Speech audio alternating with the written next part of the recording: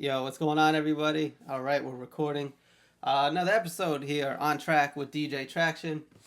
This week I have singer songwriter Mr. Will Wagner is joining us, and we'll talk about probably some music, I guess, probably some singing, maybe some songwriting.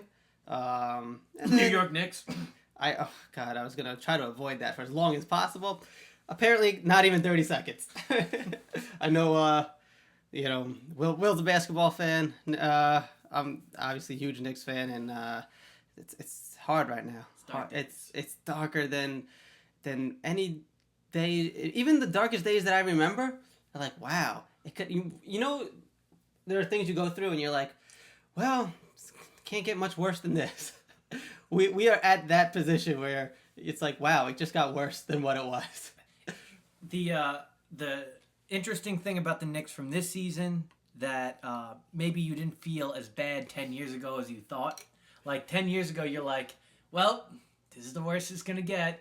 Still paying Allen Houston. This is the worst it's gonna get. Retired 10 years ago. And then it's like, oh well.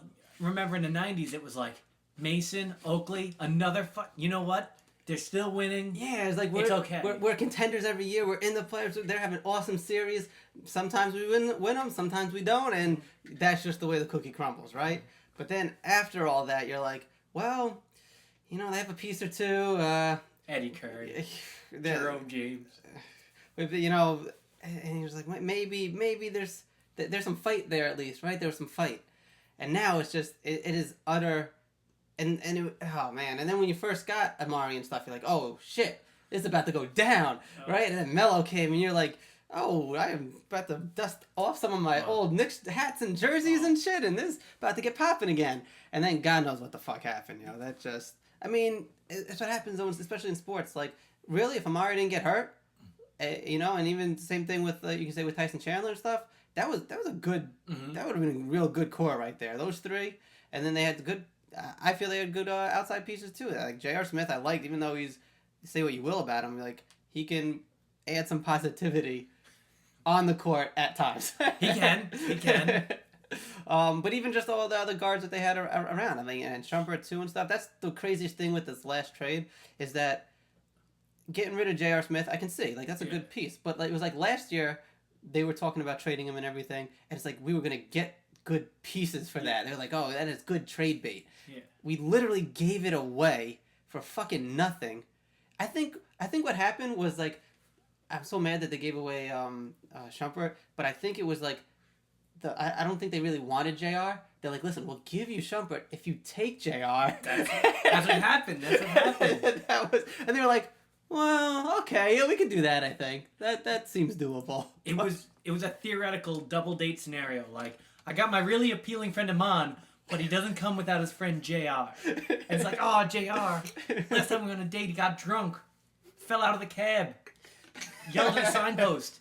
He was a mess. Like, damn, I really want him on. Because the argument, it's like, exactly. It's like when you're trying to get with a chick, but the not cool friend has to come along too. I'm trying to be a little PC. I don't want to say the fat grenade. friend or the ugly friend or anything like that. So I just went with the not cool friend. Fucking has to tag along.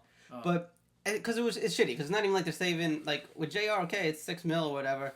Shumpert's was only $2 million. That's not making cap space. Well, I think they're also afraid that Shumpert's already reached his ceiling in terms of developing as a player. Like, he'll be a perimeter defender who's not an offensive threat as much. All right, but on a team that has absolutely no defense, maybe that's worth keeping. Or it might have been the most demoralizing situation in the world for Shumpert, though, too. He's out there playing defense. He looks around at Amari's getting popcorn.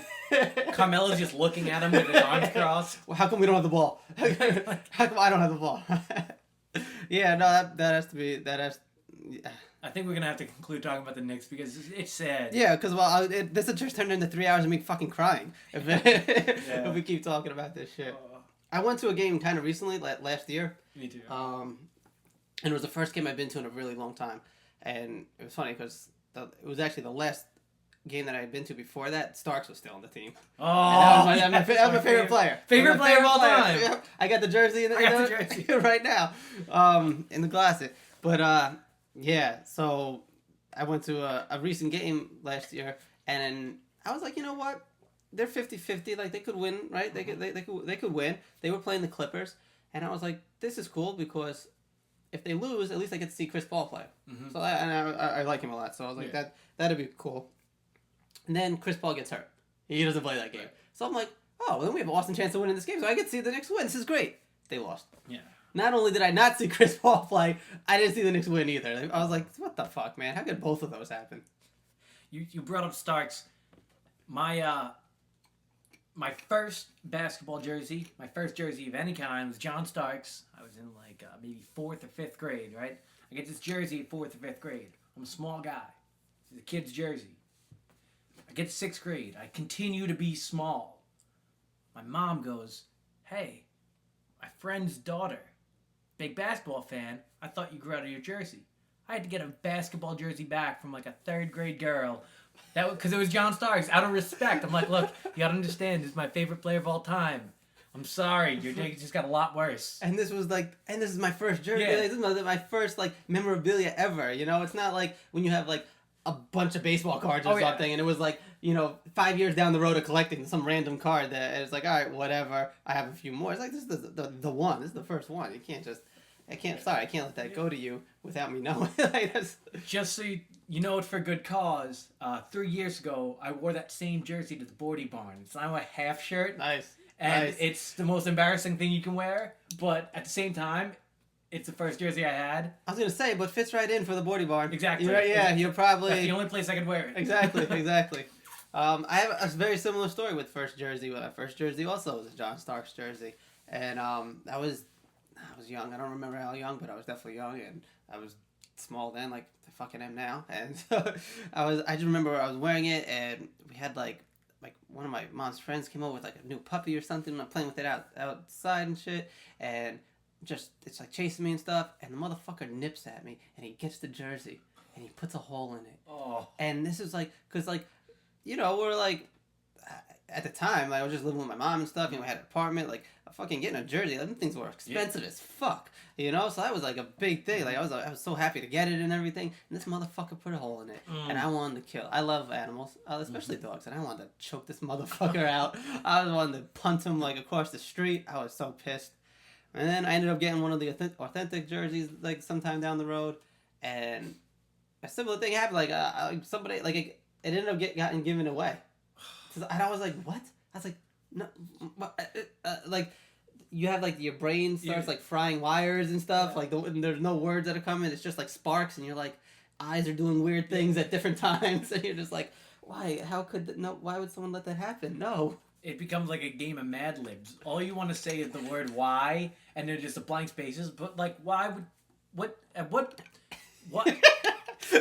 how... When did you think that this is something I'd be okay with?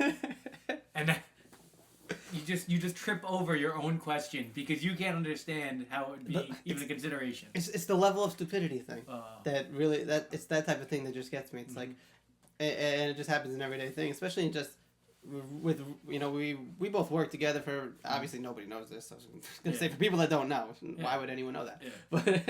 But we both worked at a restaurant together back in the day, and it's like. When you deal with stupidness, especially for so long, and especially in that type of setting, it really rings true. You just want to like throw your hands up in the air, look at it, and be like, "What the fuck?" And you have to just turn around and walk away. It's the simplest way to deal with it. But it's so prevalent when you work at a restaurant. Like, it's just stupid shit. When it's like, someone's literally will be like looking at a menu or whatever. And be like, yeah, I see this says it comes with blah, blah, blah, blah, blah, blah, blah. And then you have these sides too. Do you have sweet potato fries? I'm like, wow. You definitely just answered that for yourself. You read everything we have. And you didn't see that there. So, yeah, we do. I'll try to get some for you. What the fuck? Like, come on, man. It's a symptom of both where you've worked and how you've been brought up. When a table walks in, you know immediately which one of them has worked at a restaurant before, which one of them understands the concept of a menu, and which one of them is strictly to ask questions that have no bearing. Like, do you have sweet potato fries? No, but I'll go make them for you. Well, I love it because, like, I used to... I want to try to minimize all this, right? for every table, right? So I would, every time somebody ordered something, all of the available sides for that, I would say, I was like, oh, can I get you 1, 2, 3, 4, 5? And they'd be like, how about 7, 9, or 8? And you're like, no, we have 1, 2, 3, 4, 5. I really like 7. Whew, okay, all right, thanks for that information, but I can't do anything for you with that. We have 1, 2, 3, 4, and 5. Stop fucking telling me about 7. You want 7? Go somewhere that fucking has 7. But it's also become kind of a bidding war because when you work there with other people, especially if you have regulars, like I was behind the bar, have regulars, make a drink a certain way, give it to a customer who comes in consistently. They go and say, "Can you put a little more liquor in it?"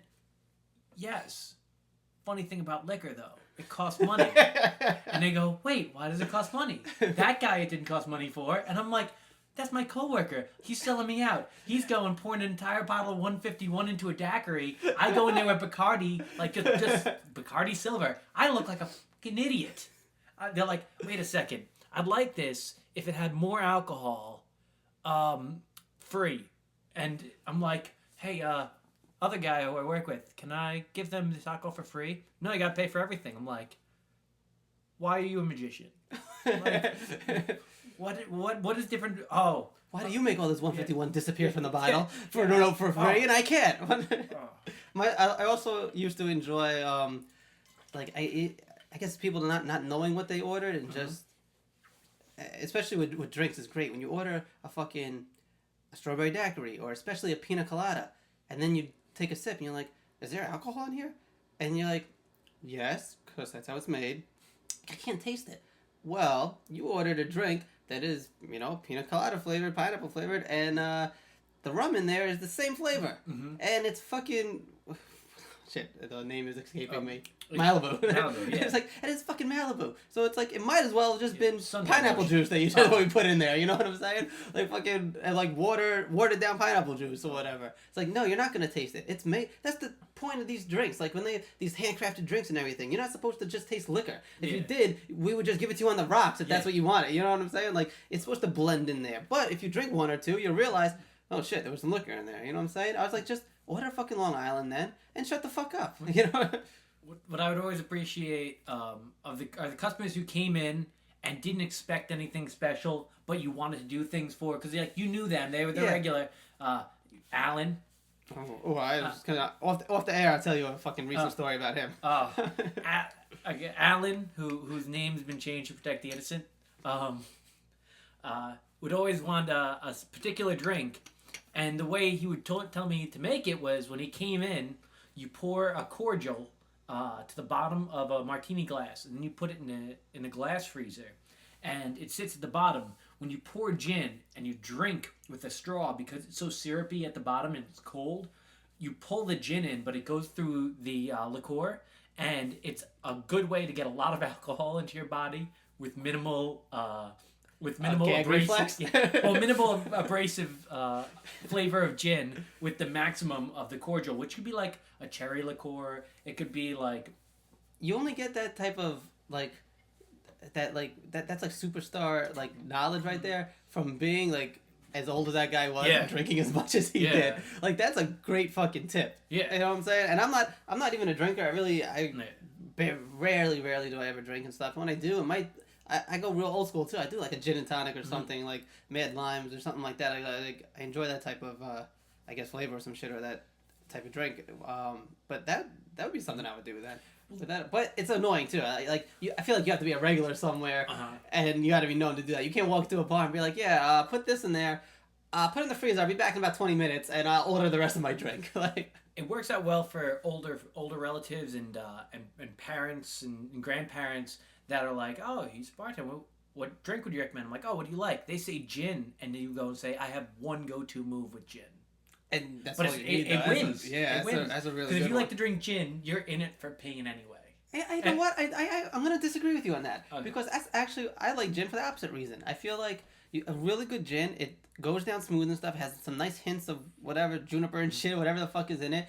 And I can fuck with that. You know what I'm saying? I feel like if you want vodka, you're in for the. Then you're like, all right, I don't want this to taste good. Oh. You know, unless they have all the fucking 101 different flavors of them now and stuff, and it's mostly sugar vodka is what you're drinking. But you can kind of get away with it in some of those, and even that, you still taste the fucking vodka in it. Right. Like, you still got to deal with that. So that's actually why I kind of went to gin. And I actually know one of my cousin's friends started a distillery and makes his own gin. It's based out of Queens. Huh. Oh, fuck. I got to find I just moved to this place, so, like, I have a little box with all these business cards in it and stuff, and it didn't make it here yet. Fuck. I want to remember the name. It's legit fucking gin, too. Really good. I'm telling you, like that. Like what I just described. Like that fucking smooth, has like the nice hints. You could fucking drink that shit straight and be satisfied. And this is from someone who doesn't even drink. Like, I'm allergic to the juniper berry. Alright. My face blows up like Guado from Total Recall. I tell people they need to get to the reactor. It's a mess. And maybe that's why my natural tendency toward gin is one of fear. But I agree with what you're saying about vodka. It's just, for me, I guess from the minimal number of gins I've tried, it all tastes like Christmas pine needles. Yeah, I can see that, yeah. It has a little bit of that in there. Damn, I hope, like, Queen's Courage, is it this? Ah, man, I feel like it could be this. But I don't want to, like, put it out there. If it's not, yeah, I'm legal drinking it. I love this. The fucking... with all the advances in technology, internet security for verification of age has not progressed at all since the beginning. Since the beginning. Are you this? Do you promise? No, it wasn't even a do you promise. It was like, are you legal drinking age? Yep. Okay, welcome. Come in. And this is it. Queen's Courage. Queen's Courage. That's a really nice design. It's the bottle is labeling and everything is nice, and it is I wonder if that has the guy's fucking name on here, because I recognize his name. But yeah, I recommend that. If you're into gin at all, Queen's Courage is a good fucking gin. And just know I am giving you that information as someone who doesn't really drink, and maybe has only tried 2 or 3 gins in my life. So you're really underselling yourself. So I don't want, but that's the thing. I don't want someone to have it and be like, you know what? Because my luck, like, someone who, like, you know what? Someone who actually makes gin too, or someone will listen to this and fucking drink that and be like, this is fucking horseshit or something. But no, like, it's good shit, man. It's good shit. It's not about, you can only support what you enjoy. And if you enjoy it, it's a product you support. I happen to like Taco Bell. Other people say Taco Bell's not good. Yeah, I'm gonna disagree with you on that one. But that's the thing. Yeah. That's the thing. Whenever you're talking, like, best this, best that, it's so subjective and stuff that you can make an argument that's good, but if I don't like it, I don't like it. My perfect example is like, I used to live with my grandmother's. She was, her family's from Sicily and stuff. She's Italian as fuck, and she cooks that way, and it's great. You know what I'm saying? Like, I get home 2 in the morning, 3 in the morning, 4 in the morning from fucking DJing a gig, and she'd be like, "Oh, did you eat? I'll make 4 courses right now for you and stuff." That's fantastic. Like, yeah, it's literally like Goodfellas. I was gonna say that's what my life was like for a while. So anyway, go on DJing, murder a couple people, yeah, stab a few people, and then I have the dinner taken care of at any time, homemade from scratch. But anyway, she would grow like tomatoes and zucchini, eggplant, everything. Like, she had the garden and stuff. But I don't like tomatoes and I don't like eggplant. Mm-hmm. It's just the things I don't like. That makes it tough to have an Italian meal. No, not really, because tomato sauce is fine. Oh, okay. That I can do all day. But like slices of tomatoes and stuff, no, that's not my thing. So she'll make like an eggplant parmesan or this and that, and she's like, "Oh, I had my eggplant today, and it was so great, very fresh, right from the garden, blah blah blah blah. Why don't you try it?" She's like, "You'll like this. This is good eggplant." And I'm like, it probably is. I'm telling her, like, I bet this is probably some of the best eggplant ever. But being that I don't like eggplant, it doesn't fucking matter. like, it doesn't matter how good the eggplant is. I don't like eggplant, so that's not gonna make me like it. It's understandable. I mean, certain things are just in there, like preference for anything, and I'm gonna bring it back to music, which is kind of a similar interest in different aspects that we have.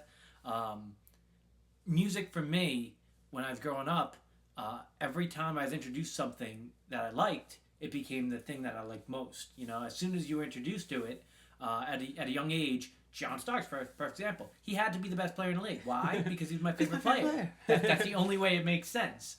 And going through, like, musical development, early ages, I listened to a lot of the songs that my parents listened to, but also the rock that was most easily accessible, especially in the late 80s, early 90s.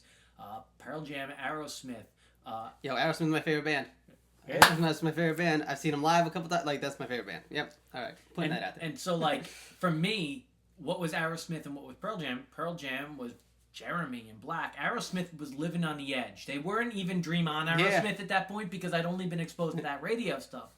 On the other end, my parents listened to a variety of things, but I got to listen to a lot of Fleetwood Mac and U2 from my dad and things like that. Whereas my mom, especially in the late 80s, I would ride with her mostly in the car. So what was on the radio, Rick Astley and all this other kind of late 80s pop, Hall & Oates type stuff, that was in constant rotation. So when I got introduced in the early 90s, Aerosmith and Pearl Jam, I'm like, what is this magic?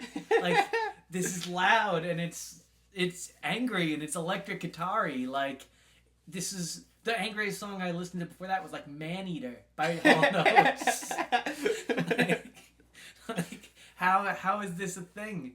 You know what? I would say I guess Aerosmith experience is a little different because I don't even know, I can't even tell you the first stuff that I've heard from them, but whatever it was, I started backtracking and just getting everything. Okay. And I remember like they had the Columbia House shit. Mm-hmm. They get like 18 CDs for like a penny. Oh, yeah. And then you have to buy like 10 more in the next year for like $25 each. That's how they get you. Yeah. That was the hustle. It's a system. So like, it was probably the same thing. It was probably like Living on the Edge was probably one of the first ones I heard too. I'd say maybe because it was probably just listening to radio, you know, when I was young and everything. Mm-hmm. And so whatever was coming out at that time is probably what I heard first. You know what? I do remember a little before that, Love in an Elevator. Okay, yeah. That was that, and then Janie's Got a Gun.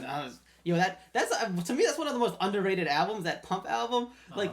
People don't even remember that was even ever made. You know what I'm saying? And especially that was an Aerosmith album, and it's fucking great, yo. There's some good ass fucking songs on there. That's because the classic Aerosmith that they go back to like Toys in the Attic. And there was, and you know what was crazy too? I remember hearing some of the live versions before the studio ones, and they blew them away. Like Toys in the Attic, like live version. They had a CD called Classics Live and Classics Live 2, mm-hmm. and the versions of the songs on that, even Walk This Way and stuff, blew out the studio versions. Wow. Because I guess. I don't know when they recorded that live album, but maybe it was so many years after the fact of recording it in the studio that they've performed it so many times, and it had like more of an attitude to it, you know, the live performance than the studio recording did.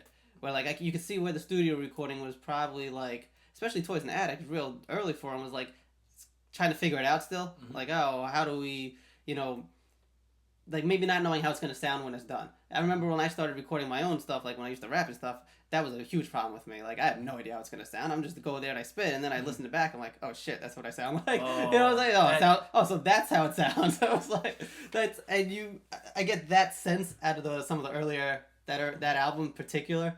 And same thing, Dream On was still awesome. Like the studio version of that is awesome, but even the live version just has some like a little spookier to it and stuff that just. Fucking awesome sound, yo. So yeah, like they had a song Kings and Queens, which again studio one wasn't bad, live one that was just fucking so dynamic and shit. And it's usually not the case. Right. Usually when you hear live albums or something like that, it's like especially nowadays because I think everything's so overly processed and shit that the people don't know that they don't sound that good. Right. You know what I'm saying? Like like it's just unfortunate. Like. Someone, like, I remember just listening to Neo, I think, at the Super Bowl or some type of halftime shit. Maybe it wasn't Super Bowl. And Neo's not bad. He's good. But that was not a good, you know, rendition of him. You know what I'm saying?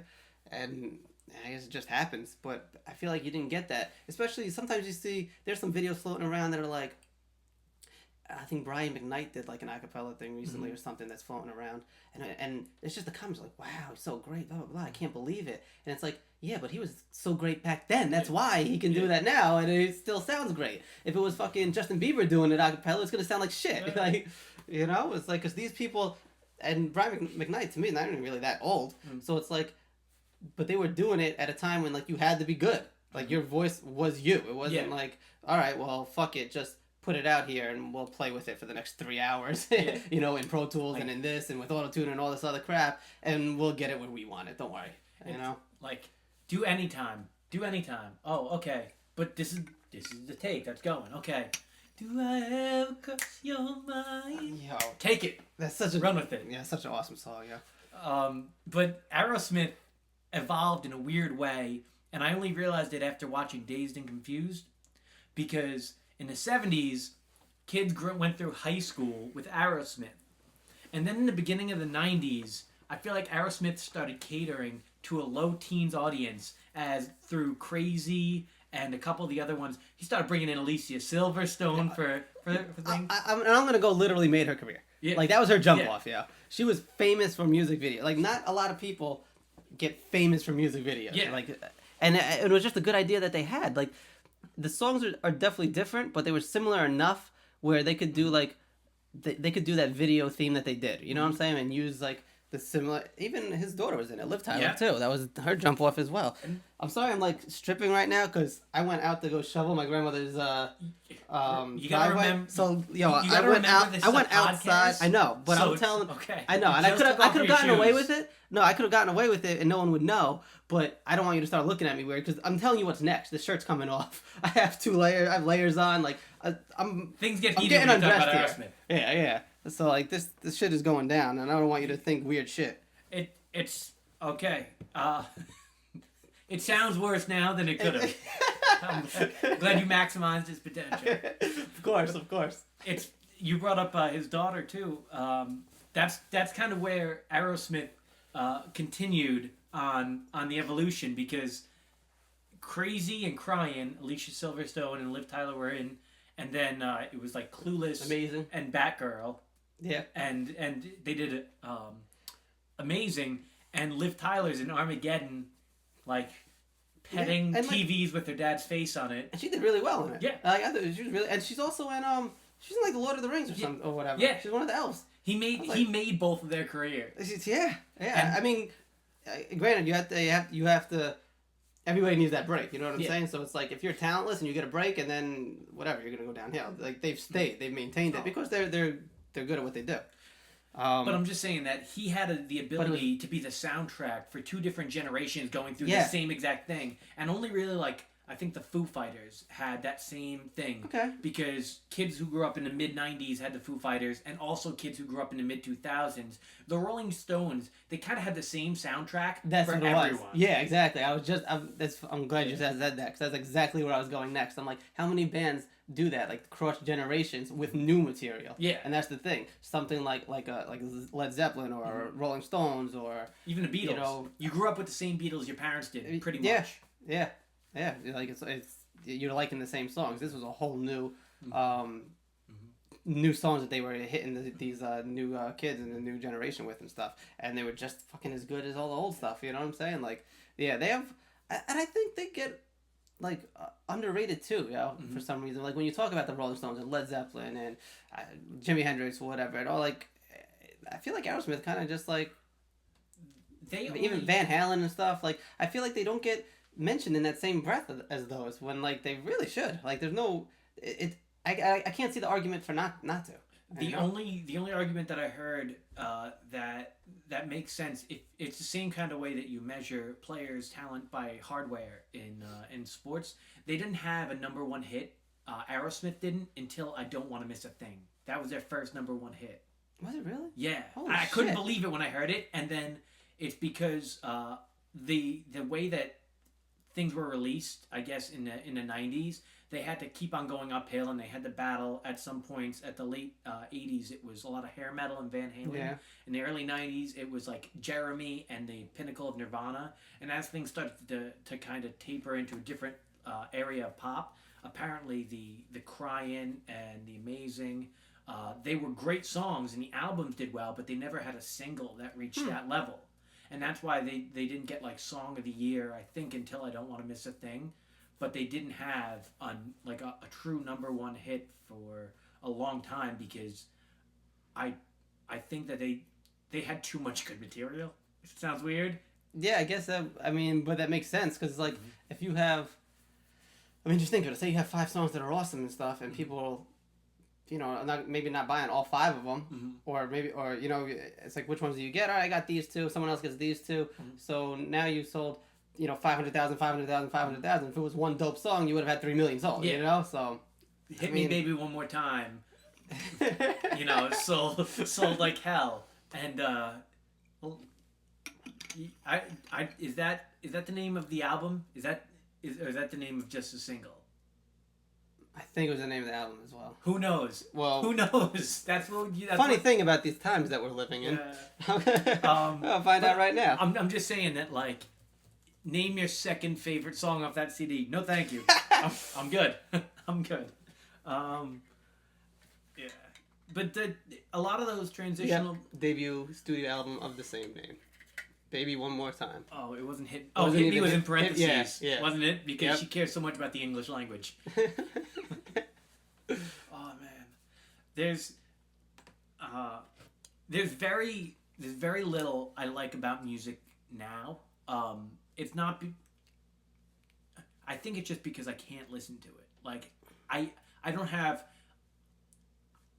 It's like being lactose intolerant for ideas in music.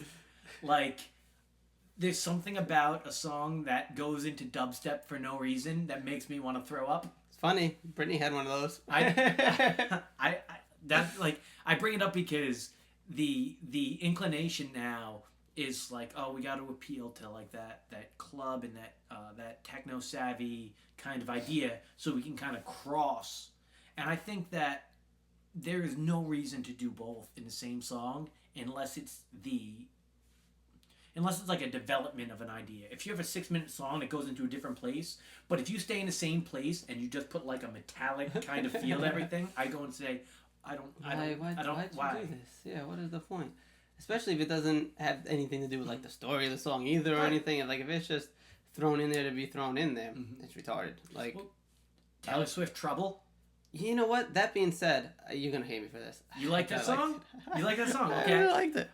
That's why I referenced it. Like I brought that in as in the middle of the song, she goes from sounding stripped down, real raw, naked acoustic kind of feel, and then it's like trouble. You know what? I just like that because to me, I think it kind of complimented it because it is it was like just how you said, like that raw feel and stuff. And I feel like that when it broke down to that, and it kind of gave like a punch. It's like trouble, like it. I was like, yo, that works. I'm like, okay. It was executed well.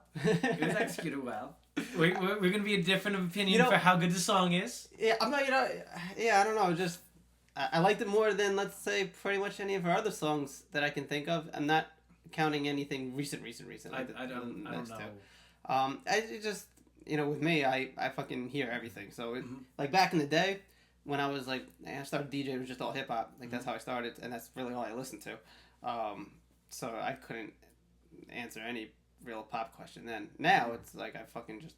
It's too much. You know what I'm saying? Like, another thing that made it a little easier, it's like, all right, I only have $50. I can only buy so many records. So these are the only songs I really need to know, because these are the records I'm going to have. Now I got fucking 30,000 or 40,000 or God knows how many thousands of fucking files, and it's like you have to be familiar with damn near all of them in some way. And sometimes all that information just gets jumbled up, and it's like, oh, I know this song, but was it her who fucking sung it, or was it this person? And was it this the title, or this that the title? You know what I'm saying? It all gets mushed in together, and you can't make what out of it sometimes. They also say there's no tangible association between the music and the product. When you get a CD, you have a CD in your hand, and you can put a face, or you can put album artwork to an artist, and you can say, oh, I remember that. That's the naked baby swimming toward a dollar bill. Oh, that's Nirvana. I know that. Like, I can put a visual. Shit, man. My favorite thing about getting albums and stuff and, CDs was opening it, taking out the book, and seeing who produced what, who wrote what, and everything. I loved that. I wanted to see if it had the fucking lyrics in there and everything. Like, that was my favorite shit, and it without a doubt helps you remember what the fuck it is. It's just like if you when they say like to write to-do lists and stuff, if you just think about, oh, I need to wash my car today, if you just try to remember that, you're gonna fucking forget. But if you wrote it down, maybe twice, 2, 3 times, 4 times, or whatever it is, you're gonna remember it. Same thing with trying to remember people's names and stuff like that, because you can associate it with doing something. Now it's just, oh, yep, download this, click here, click that. all right, I batch downloaded a bunch of shit. Maybe I go back and listen to half of them at some point during the week, and I don't know what the fuck I have. Yeah. And then when someone asks, like, oh, did you hear the new this or that? Like, I might have downloaded it recently. I don't know if I listened to it yet. Maybe I didn't download that one. I think I saw it there, and I was like, fuck it, I don't want it. I don't know. Like, I heard it, but I didn't listen. Yeah, exactly. That shit happens all the fucking time now. It also, you brought up the hip hop influence as well as Aerosmith. I think that as you discover new musics and you become more selective, it becomes easier and easier to write off things that aren't in that comfort zone. And a lot of artists in general, but a lot of musicians, even who I'm friends with, they genre specify so much that when you listen to an album or a recording, you go and say, that's almost, I want to say subconsciously, that's the number one of this style of song. And when you hear a song that sounds similar, you're like, that's like that, but not as much. Or that's like that, but not as good. So in order to really have a product that you're proud of and that you're completely satisfied with, you have to maximize the potential on that. And if you're only doing one genre, you can't make things really diverse. You can't make things unique, because if you have a song about we'll use a breakup song about a specific situation, that you use all the idiosyncrasies that you have, and you say they're all going into this song, putting all my lyrical focus on this situation in this song, and then later on you're writing about the aftermath of it. It still has a tinge, like a hint of that there, and you're like, you know what, it doesn't draw out and spell out the ideas quite as pretty as the first one, or it doesn't do it and put a bow on it. It just, it's the same meat, it's just not the same packaging. It doesn't have the gloss. It's like it almost becomes a marketing project. Yeah. It's like you wanna be like real specific in it, and you don't mm-hmm. Like, you want it to appeal to a lot of people, but you can't make it that way where it's like, oh, you're trying to appeal to a lot of people, you know? You just have to be good at what you do, and the people that like that those are going to be your customers, you know what I'm saying? Your fans, your supporters. I think that, especially, I mean, that's what you see mostly in pop music. That's where it gets spread out. It's like, oh, I mean, look at, like, since we're using Taylor Swift as an example, Shake It Off, you know? It has that, and Trouble. Like, Trouble breaks down into that little dubstep part or whatever. It's like, all right, let's try to appeal to some of the people that like that stuff, you know? Get some crossover things. With Shake It Off, she breaks down into, like, a rap or whatever. Her newer song, Blank Space, it's almost not even, she's almost rapping it, you know what I'm saying? It's like when, like, Chris Brown decides to, like, nah, I don't want to sing on this song, I'm just gonna kind of, like, sing rap. Like, that's what she's kind of doing on it. And it feels like, and I'm not even saying they're, like, terrible songs or anything like that, but you can just tell that it's like, all right, especially coming from what she had done, you know, because they were definitely more country influenced, and you could tell that, and it was consistently that. Now it's like, all right, it sucks because you can get pigeonholed, and the one side of it is, oh, that's shitty because you're trying to be this to that person now and this to that, but you also got to understand that, because there's a flip side to that, is like, well, yeah, that's right, she started, let's not forget, at fucking 14, 15, young as fuck, doing the more country stuff. But after being real successful with that, it's like, why? Like, you gotta let someone try other shit. Like, yo, I want to try doing this. Yeah. You know what I'm saying? Like, especially being that we're using her as the example. Yeah. She's literally sitting on top of the world. Mm-hmm. So it's like, why wouldn't you assume that it's like, oh, what? Like, I don't want to keep doing the same shit that I was doing for the last 5 years. Mm-hmm. You know what I'm saying? Especially when, like, I don't need to. It's not like she's still somewhere in, like, Tennessee somewhere trying to get discovered. Like, oh, let me keep doing the same thing and just do it better and try to get out there. It's like, no, I conquered the world doing that. Yeah. So I'm going to try to do something else now.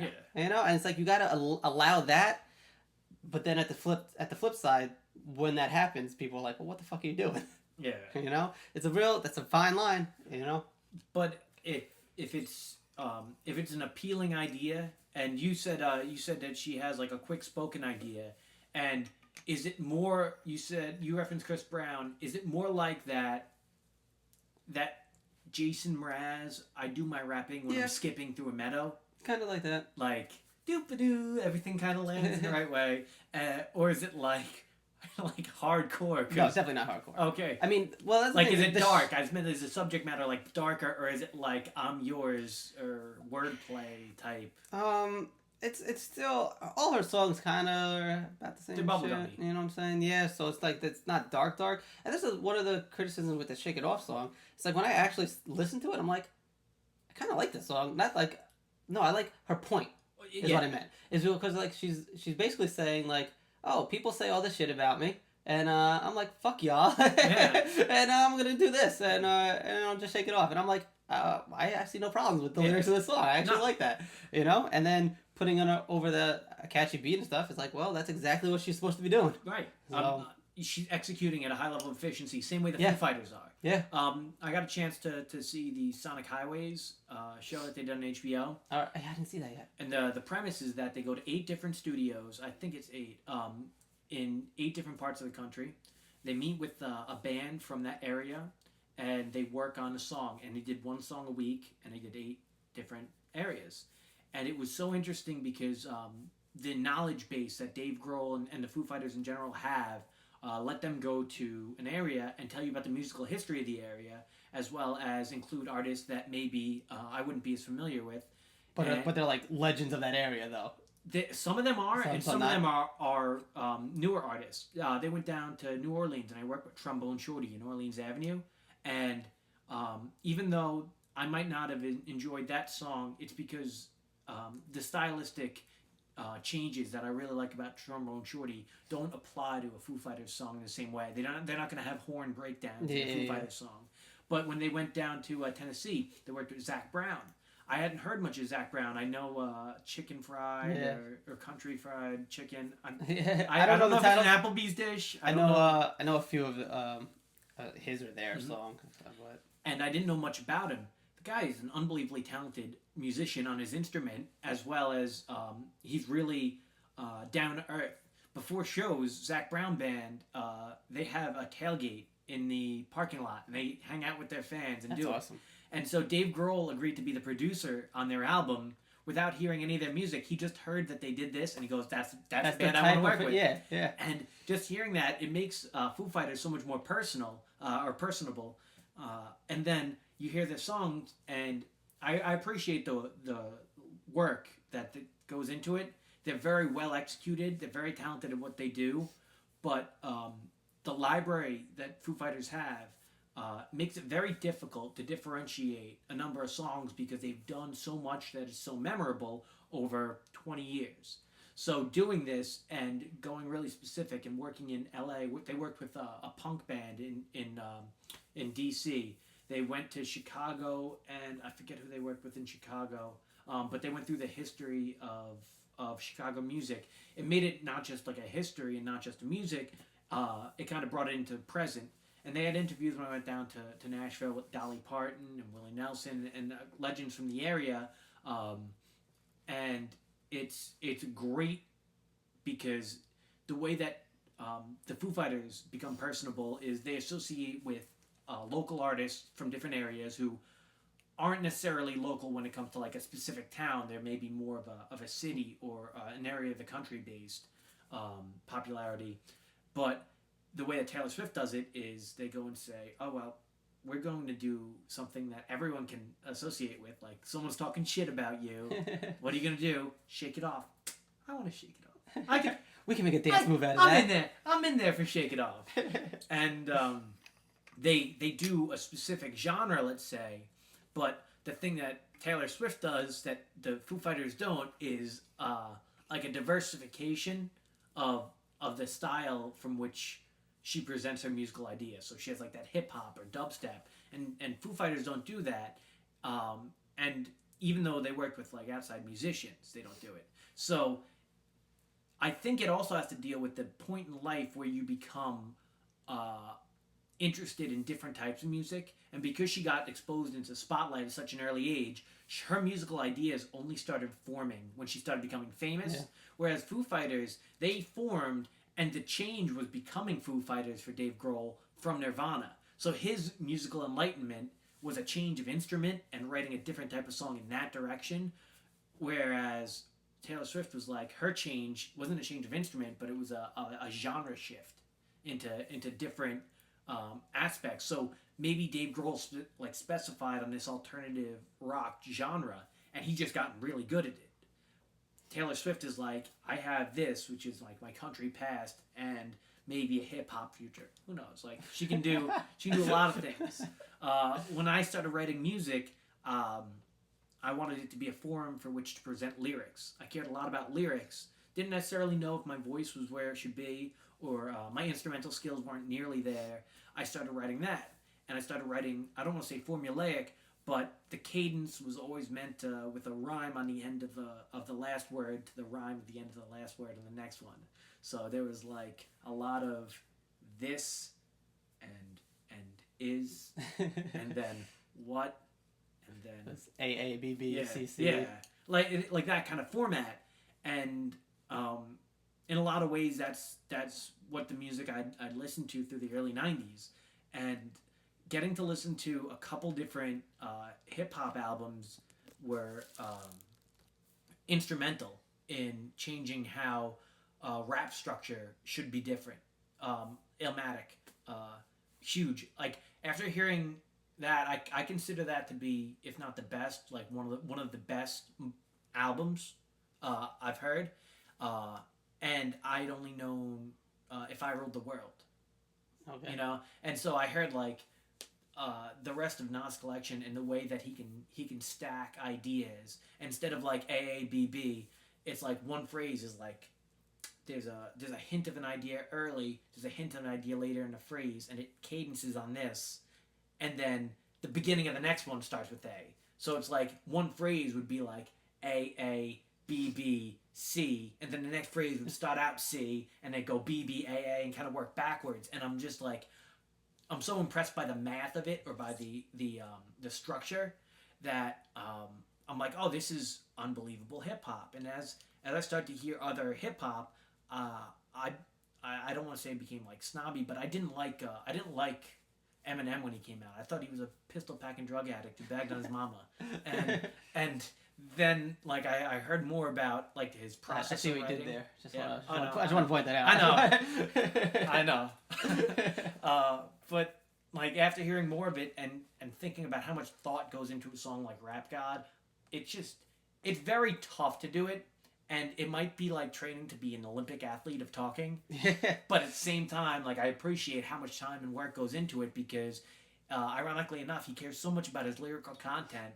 For me to not like him for what his content's about, but to know that he put so much effort into it was like, fuck. I kind of have to respect what he's doing. That was one of the arguments I made on his behalf for people that said they didn't like him. Like, yeah, you don't have to like him, because again, it's all subjective. Mm-hmm. People like different things. But if you're saying like, you know, greatest rappers ever, this and that and everything, just exactly the way he structures his flow and everything and sentences and stuff. It's like, name a handful that are better, right? I mean, you could maybe name one or two and we could argue it, you know what I'm saying? Right. Be like, all right, cool, we'll have a good discussion about that. But can you name any more than that? Probably not. You know what I'm saying? Like, but Nas is right in there too, because that was one of the, that was like right when I was like really getting into just music and hip hop in general and stuff and everything. Reasonable Doubt was another one that has that same type of flows where it's like, that words are rhyming within the sentences and everything, and then to the next one and stuff. It's not all that AABB, which a lot like the earlier stuff was, you know. Well, let's take a quick jump. I'm just gonna pause this real quick so we can refill these water bottles and stuff. I'm probably just gonna totally change because I'm fucking dying right now. So we're just gonna pause this. No one's even gonna notice because I slide the pause. Bam. All right, we're back. Yeah, just to tell you what happened real quick. It's cold as shit in New York right now. It was like 8 fucking degrees yesterday. So when I went out today, I went to my grandmother's house. I had to shovel her driveway and stuff. You know, I'm a good grandson like that, right? So I was dressed in layers and layers and layers. And when I got home, we went to go do this. I did not change at all. And I'm sitting in this fucking house with like 3 pairs of pants on. I had a thermal on, a fucking sweatshirt over that, a long sleeve shirt under that, and t-shirt. 2 pairs of socks. I was fucking slowly melting here. You were talking about Illmatic things. Things just got intense. Yeah, I'm talking about my passion and stuff like the Knicks and everything, and I'm just my blood is boiling at a time where it's just all the heat is just trapped in anyway. So like it was a little ugly. So we had to fix that.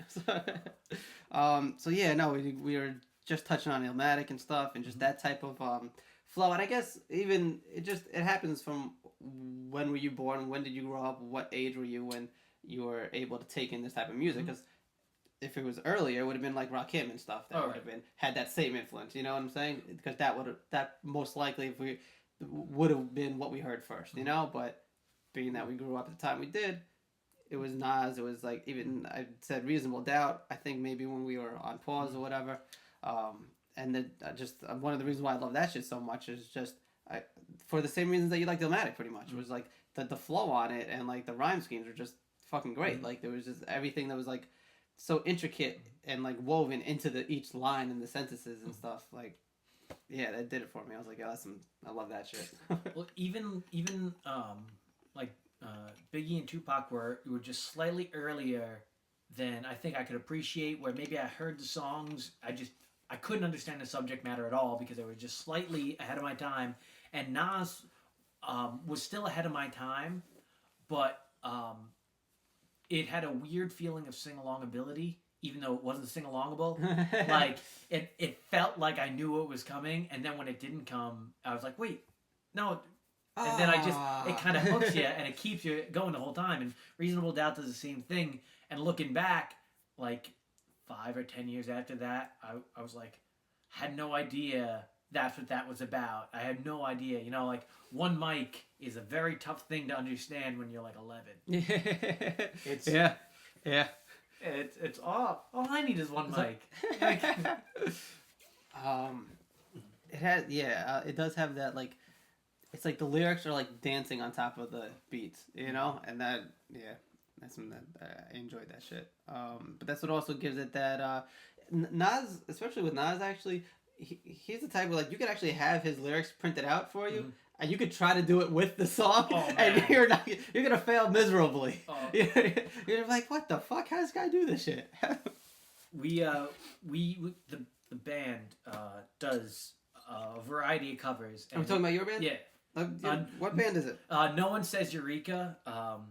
NOSE for short. I love that. That's a very good title because, that's like an exclamation type word, but no one, who the fuck ever gets excited and is like, Eureka, or like figured something out, like, no matter what you're doing. Like, I've never been in like math class and I was like, Eureka, I've got the answer to this, you know? Like, the idea of an epiphany, like, the last time I heard Eureka, probably before that, was when she had a castle and was hosting Nickelodeon shows. Nice. And we were trying to come up with a name, and no one was coming up with anything, and like, no one's saying Eureka. Like, no one, like, okay, fine. No one has an idea for it, so we went with that, and we did a show, and one of the things that we did is we opened up with this medley, and the medley went from If I Ruled the World into Jamiroquai's Virtual Insanity, into the Halloween theme. It went all over the place, and one of the things that makes it's so much fun to work with the other guys is how different everyone is. And on drums, I've been working with Chad the longest, and he's got a lot of reggae and funk influence. He loves Outkast. He has such a different idea about what rhythm is and how to use the dynamics of rhythm, that it kind of forces me to structure lyrics a little bit differently. Caleb plays like a funk style bass, very influenced by Flea, but now it's more of an alternative rock project. So instead of having that Bootsy Collins laid back funk bass, it's a little bit more in your face. It's a little bit forward, and it's a new avenue to have other genre options where he's a little bit more familiar with, so we can change the feel of different songwriting styles and write with more of a funk influence. With Seth on guitar, he plays very blues style guitar, B.B. King, classic blues influence. John Mayer, some of that kind of style in there. So it has some singer-songwriter interest, but a lot of times it's about the expression of notes on guitar. With Caleb on bass, it's a lot about the execution of notes on bass. So having this wide genres allowed us the opportunity to like sit down and go, okay, well, what do we want to do? And so we took 5 songs that were completely different and kind of melded them together. And there's some similarities between them. There's like a fast-spoken idea between a couple of the songs. There's choral ideas between some of them. We have like metal shredding guitars at the end of one or two of them. Is there a ballad? Yeah, kind of. The first song is if Disney wrote a song about double homicide. Okay. Haven't heard that before. The second song is a ragtime piano song about taking my dog for a walk, and it's funny. We had this old German Shepherd, and we walked by this house, me and the dog, a couple of years ago, and this dog is barking like a maniac at about midnight, 12:30, and so my dog goes right into the center of his driveway, pops a squat, just drops shit in the middle of the driveway. I'm like, buddy, what the fuck you doing? And he just walks on. So we're walking back, walks by, the dog's still barking. He takes a second shit right next to that first one. Like he got you twice. Your dog's a G. My dog handles everything with vigilante justice, and I'm like, I go like, hey, this should be the last one. You know, like this is a great last walk because he's getting up in age. He's like 11 at that point. A German Shepherd. So I'm like, you know what? This is a fucking awesome. Like this is just an awesome. It's like thing. I might have to put him down just so this could be the last like, one. Like I hate to do it to you, buddy, but god damn it, you're not gonna top that. Yeah, like you maxed out. And the third song is it's got multiple electric guitars. It's fast spoken. It's about not being able to write a song and how annoying it is when you have like every word but one figured out, and you go and say, oh shit, it's gotta be 2 syllables. It's gotta end in an E. It's gotta start in a T. Terrestrial, no. It can't be testy. That just sounds weird. Yeah, it's gonna be out of place. And so like every time you get like just to the point, you go and say there's one word missing, and you change that one word, and like, oh, but you know what? This third word in the phrase now has to change. Yep. And it's very it's very loud. The fourth one is about when you're in a forest and the trees start to look like faces, and so Mushroom Trip. Kind of like Mushroom Trip, but it's more about alcoholism. Okay. And then the last one is one repeated word that is everyone who did anything on the album. We have ukulele and banjo and piano and djembe. We have a wide variety, but anyone who did anything on the album played on Yogimi Spo. Is there any cowbell? No. Damn, no cowbell. No cowbell. All right. I don't think I'm going to listen to it now. I got to be honest. No. Yeah, I promise it's only 1 minute and 50 seconds. And yeah, it's kind of like a you give me support.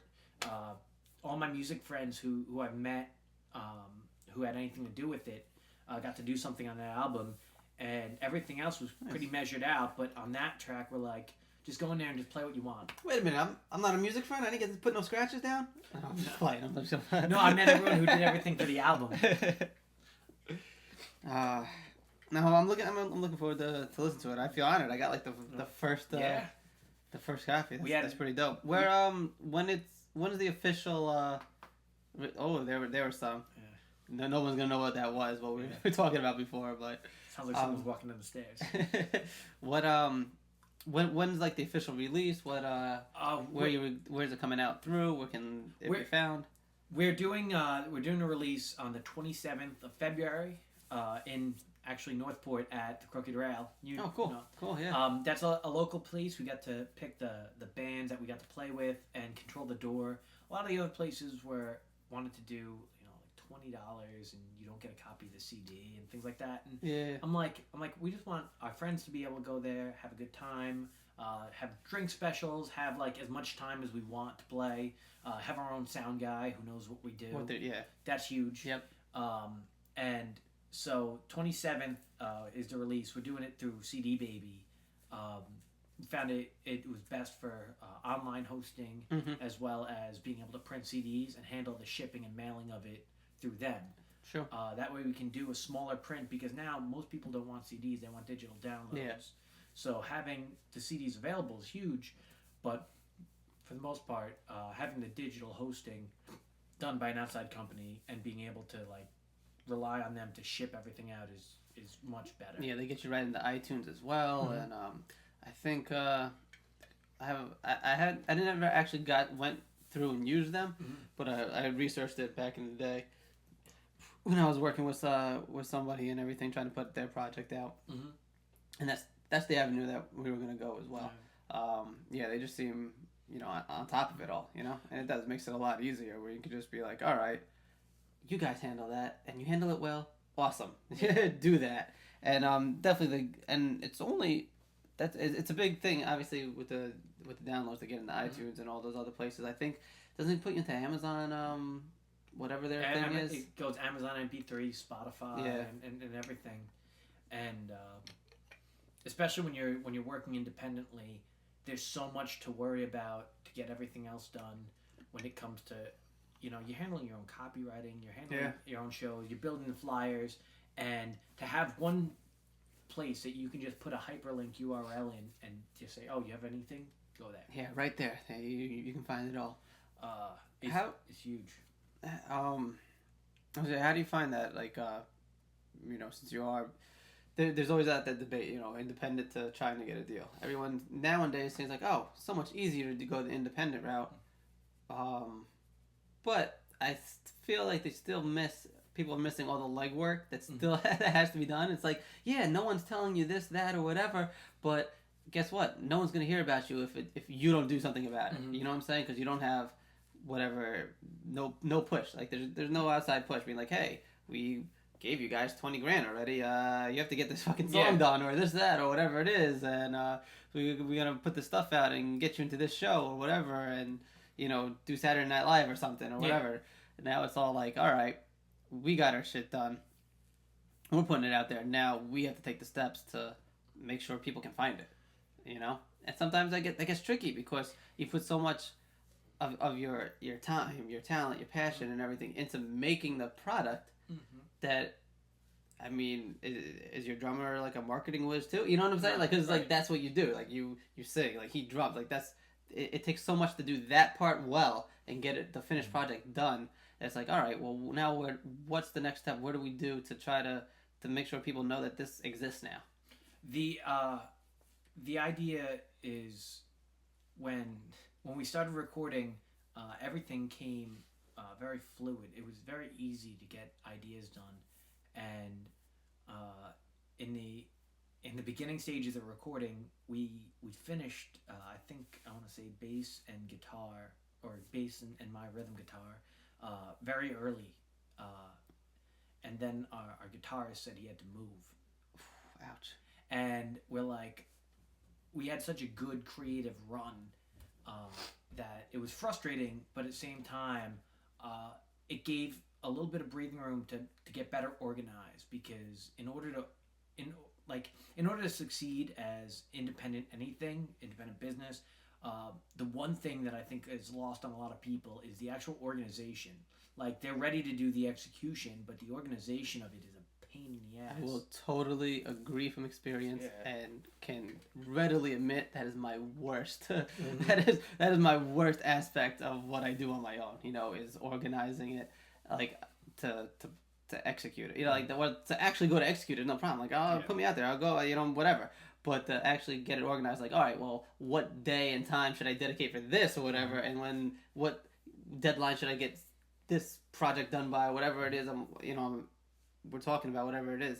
Like, all right, if I don't have that done in a week, am I gonna like just start doing something else, or, you know, what day am I doing what hour of the day is shit getting done? And I'm fucking terrible with that. Even when and like we talk about just writing stuff down to remember stuff, I'll go to bed like, all right, I'll wake up and do this, this, and this, and then I'll get up and like, the fuck am I supposed to do today? I fucking have no clue what the fuck I was supposed to do today, and it all falls apart. And then you remember, and the worst part is you remember a week later, like, oh shit, I was what the fuck. I was supposed to make my cell phone payment last Monday. Well, no, actually, that type of shit I'm good on because it's all automatic now. Okay. My only job is to make sure there's money in the account. Yeah.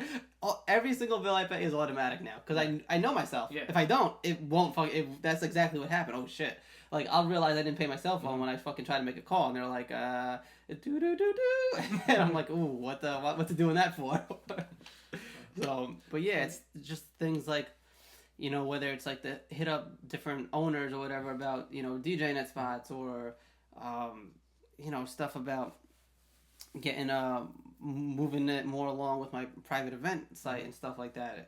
And the partner that I'm working with on that with, it's just like, I know what has to get done, but sometimes I definitely don't organize it or plan it out well. They're like, all right, well, yeah, do that part of it this day. So then the next day you can do, you know, part 2 to it or whatever it is, and it'll lead to getting this being easier to do when you get to it. And like I said, if I don't fucking, even sometimes when I write it down, like I've left my house, like I've written down like whole list. All right, this is everything I gotta do. Left my house without the list.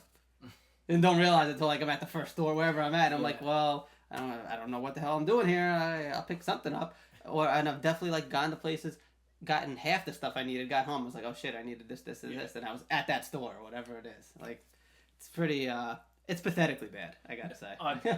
We've all done it. Like, I'm gonna go make chicken dinner. I go home, like, oh shit, I gotta go get all the ingredients. Go there, pick up broccoli, pick up rice, pick up everything. You don't get chicken. You just go and say, I thought I had chicken. No, I wanted to make chicken dinner.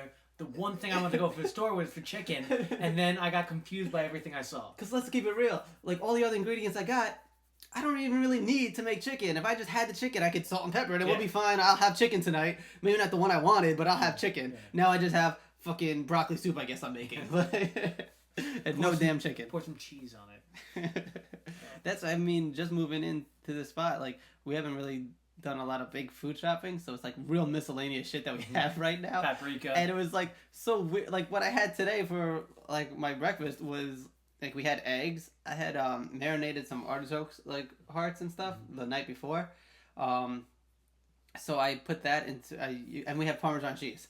So I put all 3 of that into an omelet. That's what I had. And I was like, oh, this is literally the only things I have. I have some chocolate truffles. I'm not going to put that in there. But with that, I'm like, oh, this is what I have. This is what I'll fucking make. And that's what a lot of being an independent artist is, being able to not be necessarily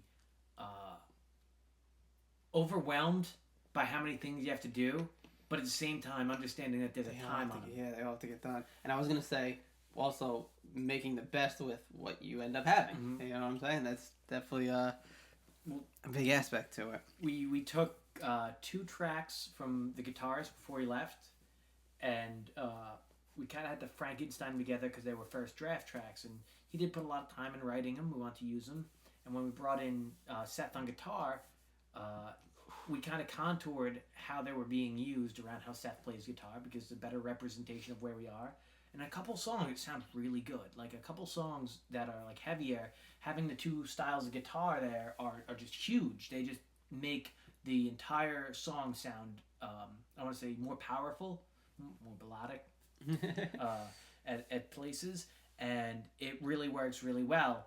But there was like 3 or 4 months where I was like, I don't want his guitar in there at all, because it's not a representation of who we are now. But at the same time, we wrote with his guitar in mind.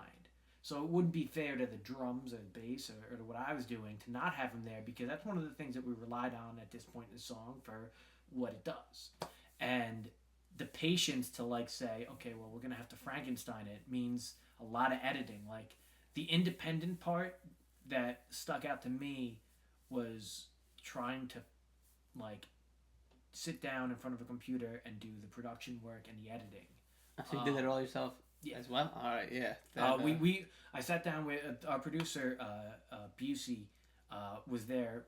I was there for every session, and when it came to moving things and learning about just different odds and ends of how recording programs and editing work, I sat down with him, and on a couple of tracks, I mean, there were a lot of edits. Like on that that third track that has all the guitar, we had, I want to say, we cut the vocals up into something like my vocals. I had a couple tracks that were over 200 edits to it, like just slight movements. Yeah. Because especially if it's quick spoken, if you're not breathing at the same area, or you're not starting a phrase at the exact same time, it's a waste of time because it just doesn't sound like it's uniform.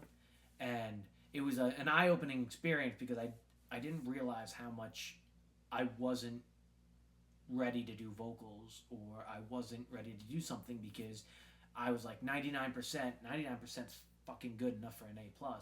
But at the same time, if it's not 100%, then am I really done? And it's one of those things that is like maybe nobody notices, right? You put it out, everybody downloads it, loves it, like, oh, that's an awesome song. But you know that it's not right. You know what I'm saying? That it could have been just that much better and everything, and it's just gonna eat away at you. So even though, you know, you say like, oh, there's 200 edits, and someone might hear that and be like, oh, well, it's probably not gonna have to do that much to it. It's probably not gonna sound that great. But you don't understand that it's coming from like a perfectionist point of view though, also. So it's like, no, it actually sounds fucking awesome the way it was. We could have left it, and really no one would have been none the wiser for the most part.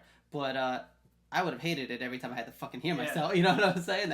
That's the fucking problem. I was gonna ask with the tracks from the first guitarist that you ended up using. What's the plans when it's time to perform those songs? Is it we used?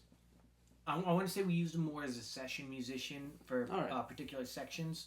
So we wouldn't we didn't use his guitar during the verse or the pre-chorus of a song, only during the chorus. And we've now included a pianist to work with us. Okay. So some of what the guitarist did, he went to music school for guitar performance, and he did interesting polyrhythms where he would just play in a little bit of an exotic rhythm that it wouldn't necessarily be a distracting idea. It would just be kind of ornamental, it'd be light, and at some points that really conflicts with like an expression blues style guitar, because he's bending a note to give it a feel to it, and you're just like plop, top, top, top, top, like everything's staccato, which kind of works out well for the way that you can play the piano, because you can lightly staccato melodies, and because it's a different sounding instrument, it doesn't take away from what the guitar's doing. So it kind of adds to it the fact that the pianist and the guitarist both went to music school, and they kind of wrote the music out, like they scored everything, or that's the system of music that they work with, which is another hurdle of working with a lot of different people, is everybody reads in a different language. Yeah. But now we can execute some of those ideas on piano a little bit more easily, because it's just strictly a left or a right hand on the piano is what the guitar melody was doing theoretically. But the pianist wants to read sheet music, and the bassist wants a chord lead sheet, and the guitarist wants tablature. So it's like, and the drummer doesn't read rhythmic music, so he just needs lyrics. So it's like me working for the United Nations. Yeah. It's like, oh, great. So I gotta get someone to put this in Chinese and then translate it to Spanish for this guy. And I gotta make sure I'm using my tildes right. It's just... Oh, yeah, that's... I can find that being annoying as shit. Holy crap.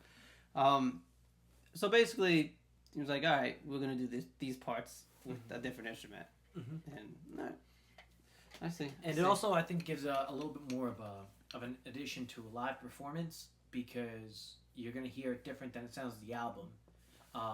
The album version, it sounds like, I would say the best way I would like to look at recording for an album is in a vacuum. It's the best execution of your ideas for an entire song. And I think it's not unreasonable to say you should be able to get a whole song in 4, maybe 5 tracks, or you should feel like you can get it in that much time. Maybe you do a level test for the first one, you do a dry run through for the second, you address problem areas in a third, and you do a fourth take and go and say, I'm going to get as much of this as I possibly can.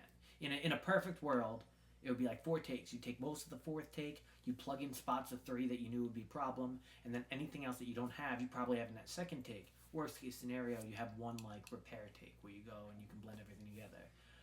Unfortunately, so much more often than not, there's like one thing wrong. You lose an audio from one microphone for a drum. Yeah, little gremlin stuff started happening that really almost has nothing to do with you. You're just like, come the fuck on. And it starts to be longer. Do you find one of the biggest issues that I had when I was recording and stuff, and even recording other people sometimes, was like everybody, like, even when you have an awesome take, you always think like you can do it. You want to do another one and do it better, but it's like who pumps the brakes? It's like, whoa, we fucking have this shit.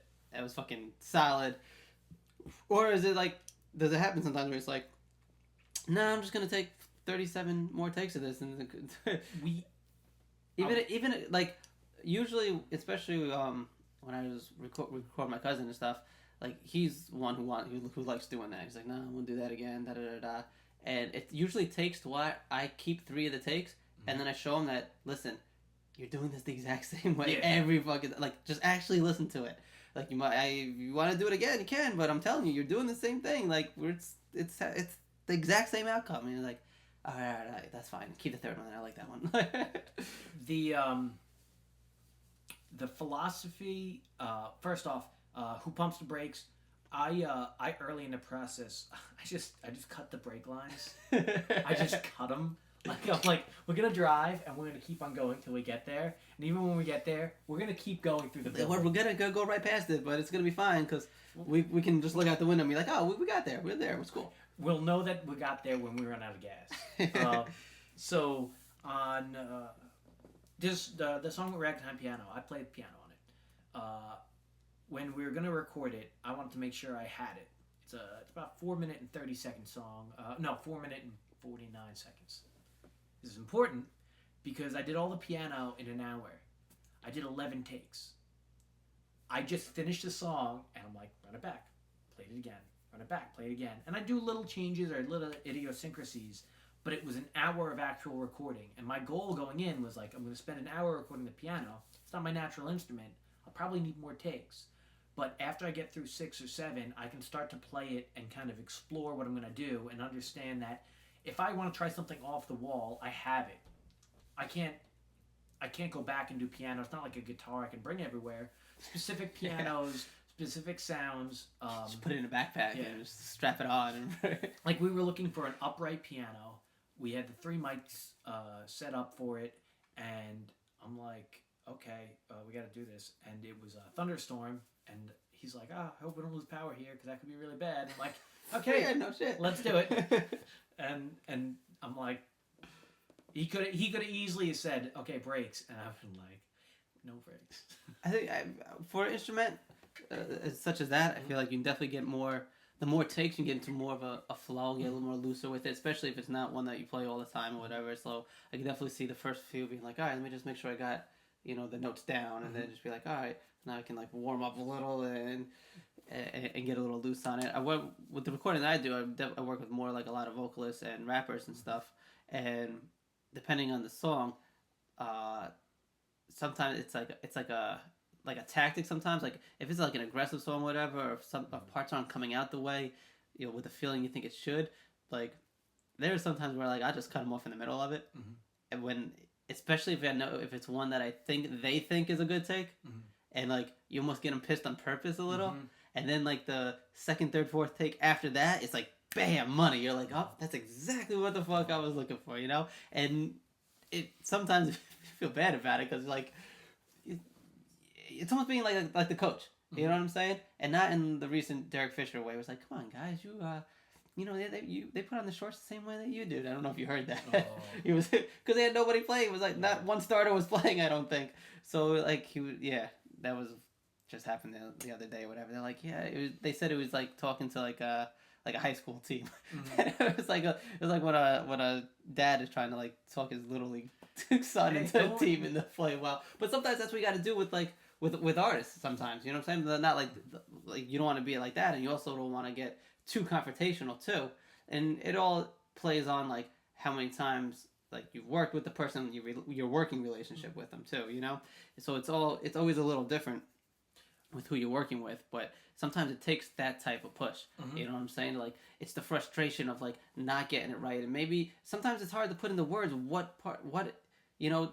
We talk about like just like a language barrier. You know, music and sounds like they aren't words. So when you're trying to put it into words how you want something to sound to somebody else, they're gonna interpret that so totally different, maybe. You know, so just because you're saying, hey, we need this to be blue, it's not like they're going in there like, oh, well, I got the blue paint right here. You know what I'm saying? You're saying, no, it has to sound like da da da da da da or whatever it is, and they're like, but to me that sounds like da da da da da da, and then they go and stuff. They're like, no, that's not what I'm saying. They're like, no, that's what you just told me. It's like, yeah, but you're not doing that. They're like, yeah, I am, because they're taking it in different, you know. So what it ends up being is sometimes it's after that like that exhaustion period where it's like it's almost like Rocky training, like training. It's like the last round. It's like, oh, we just need one more rock, just go, you know. And then you get that fucking take that's money, and you're like, damn, why can't you? There's no way to start with that though. You know what I'm saying? Like, there's no way to do that on the first take many of the times. Right. You know, you have to go through that process, and that's what's like can be like just so fucking grueling sometimes. But when you get that money take, you're like, oh yeah, you know, like that. I'm glad we just fought that out. You know. When I think when we started, we took a lot of democracy into what we were doing. I'm not saying it's a bad idea. I'm just saying that when you have 4 people trying to determine what sounds best on drums, or 4 people determining what sounds best on guitar, and one of them is the person who played it, and the other 3 are the people who just heard it. The people who just heard it go, you didn't hear it, you were just playing it. And he goes, no, you don't understand what I'm going for. And that was constantly the debate. Like, it might sound nice to you, but it's not what I'm going for. Is a lot of where the gray area comes from. I was gonna say it's all gray. That's all gray right there. Yeah. Yep. And I'm not going to say right or wrong in any way, shape, or form. But in the beginning, it was everyone, let's vote on this, and whoever has the most votes is right. Like that was the philosophy. Like, oh, do you think that we should have 3 people? And then toward the end, it became more of, if only one person has a problem with it, it's not a problem. And it can't be. And it wasn't demoralizing. I want to say it just kind of told me that I needed to have things really together when I would go in there, and it'd be like one take, and we'd record the bass and drums together, and it would be really good, and they were like really on point. And I go and say, oh, that was a fucking awesome take, and they'd both go, no, it was wrong. And I'm like, oh, I'm a shithead. I get it. You guys go back. Or when I go in there and the guy, Seth would be playing the guitar, and he'd be like, oh man, can't believe I left the wah pedal on. I'm like, yeah, it sounds like shit. No, like it sounds like you executed every note correctly, but it just sounds a little bit more wah. And like, how do you explain that? You just use that word. Like, it sounds a little bit too wah, but it could use like, I want to say a little less wah. Yeah, a little less wah, and it'd be great. And he's like, you know what? I should switch. I should have done a different pickup. And I'm like, no, everything else is great. Just less wah. Yeah. Just and you're trying to have that communication, and at the end, Seth and Caleb, especially, I feel like they just fall out of bed and they just pick up their instrument and then they just play their own soundtrack as they walk through the house. Like Caleb, like boom, boom, boom, boom, boom, boom. Who doesn't want a soundtrack? Whether they just like, walk around in everyday life would be awesome. and they just fall out of bed, and like by the time they come into studio, they're like they've been playing around with it, and they get in there and they just execute a string of notes that I'm like, I don't know how you thought of them. I'm really glad you did though. With Chad and myself, a lot of times I feel like we have to measure things, especially because we do rhythm changes and time signature changes. So Chad will get a fill that sounds like all the timing will be right, and he'll be like, no, it needs more reverb on the snare. And I'll be like, how do you know that? Like, how do you know it needs more reverb on the snare? Okay. Oh, and then I play it. I'm like, oh, you know what? You're right. It didn't need more reverb on the snare. And I'm like, that's just because like I feel like he measures it out, and I've talked to everyone about it, and Caleb and Seth will get specific ideas for sections, but they'll have a leniency to it. It'll have a little bit more wiggle room. Whereas when I go in there, I execute exactly every note, exactly the way I want, and like I have to go machine style, and I have to execute notes. And I think that helps other people write their parts, but it also leaves a little bit of leeway for them to wiggle more, because if I'm regular and I'm executing, structure, yeah. and Chad regular and he's executing, they can play with their instruments. And if it sounds like everyone's executing and you're not doing like Dragon Force type music where everyone has to execute this way, if you're doing it like a more casual, have it a more relaxed feel to it, that wiggle room is what makes people feel comfortable in it. Yeah, you don't have the,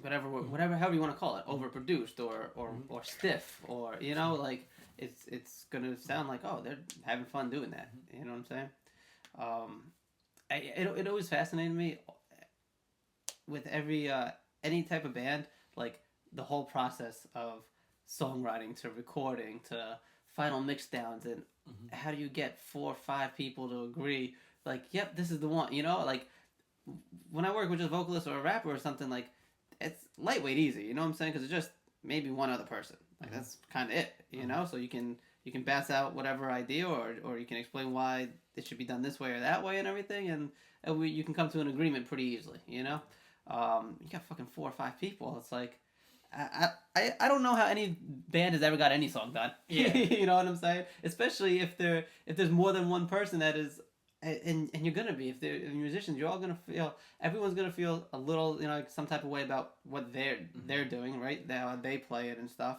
and then you have how everyone else is hearing it, interpreting it, and then what the song is supposed to be, and from either the person who wrote it or whatever it is, and try to get all those fucking ideas to just mesh. And this is why bands break up all the time. It's crazy. Like you talk like Aerosmith and even Kiss and this and that. It's like bands break up all the time that have huge histories. It's like how does that happen? It's like, shouldn't you kind of have this process down by now? But even for them, it's there's just always something there where it's like, it's not, it can't be, it's not an easy balancing act. I think as part of the process, whenever we do anything, one of the most, I would say probably, if I had to take a guess about the most frustrating thing about working with me it'd be how many emails I send out, and the amount of content in that email that is really just based on like preference. And I go and say, oh, what do you think about 31 seconds into this song? What do you think about 45 seconds into that song? We add a sweep echo, and they're like, come on. And I think honestly, it was my version of musical ground and pound. I got in like the half guard, and I'm like throwing punches, and I'm like, what do you think about that? And I'm like, a little too close to the heart. Like, okay, what do you think about that? Now I can't hear anything. Did you ever take some liberties of being like, you know what? Why don't I just do this and play it? And then if someone says something like, hey, I don't think this sounds good, or this sounds different, then we'll talk about it. But if not... One of the songs the song that's like ragtime piano, I looked up in terms of changing the equalizer settings, and along with that, and some tricks from the producer Busey.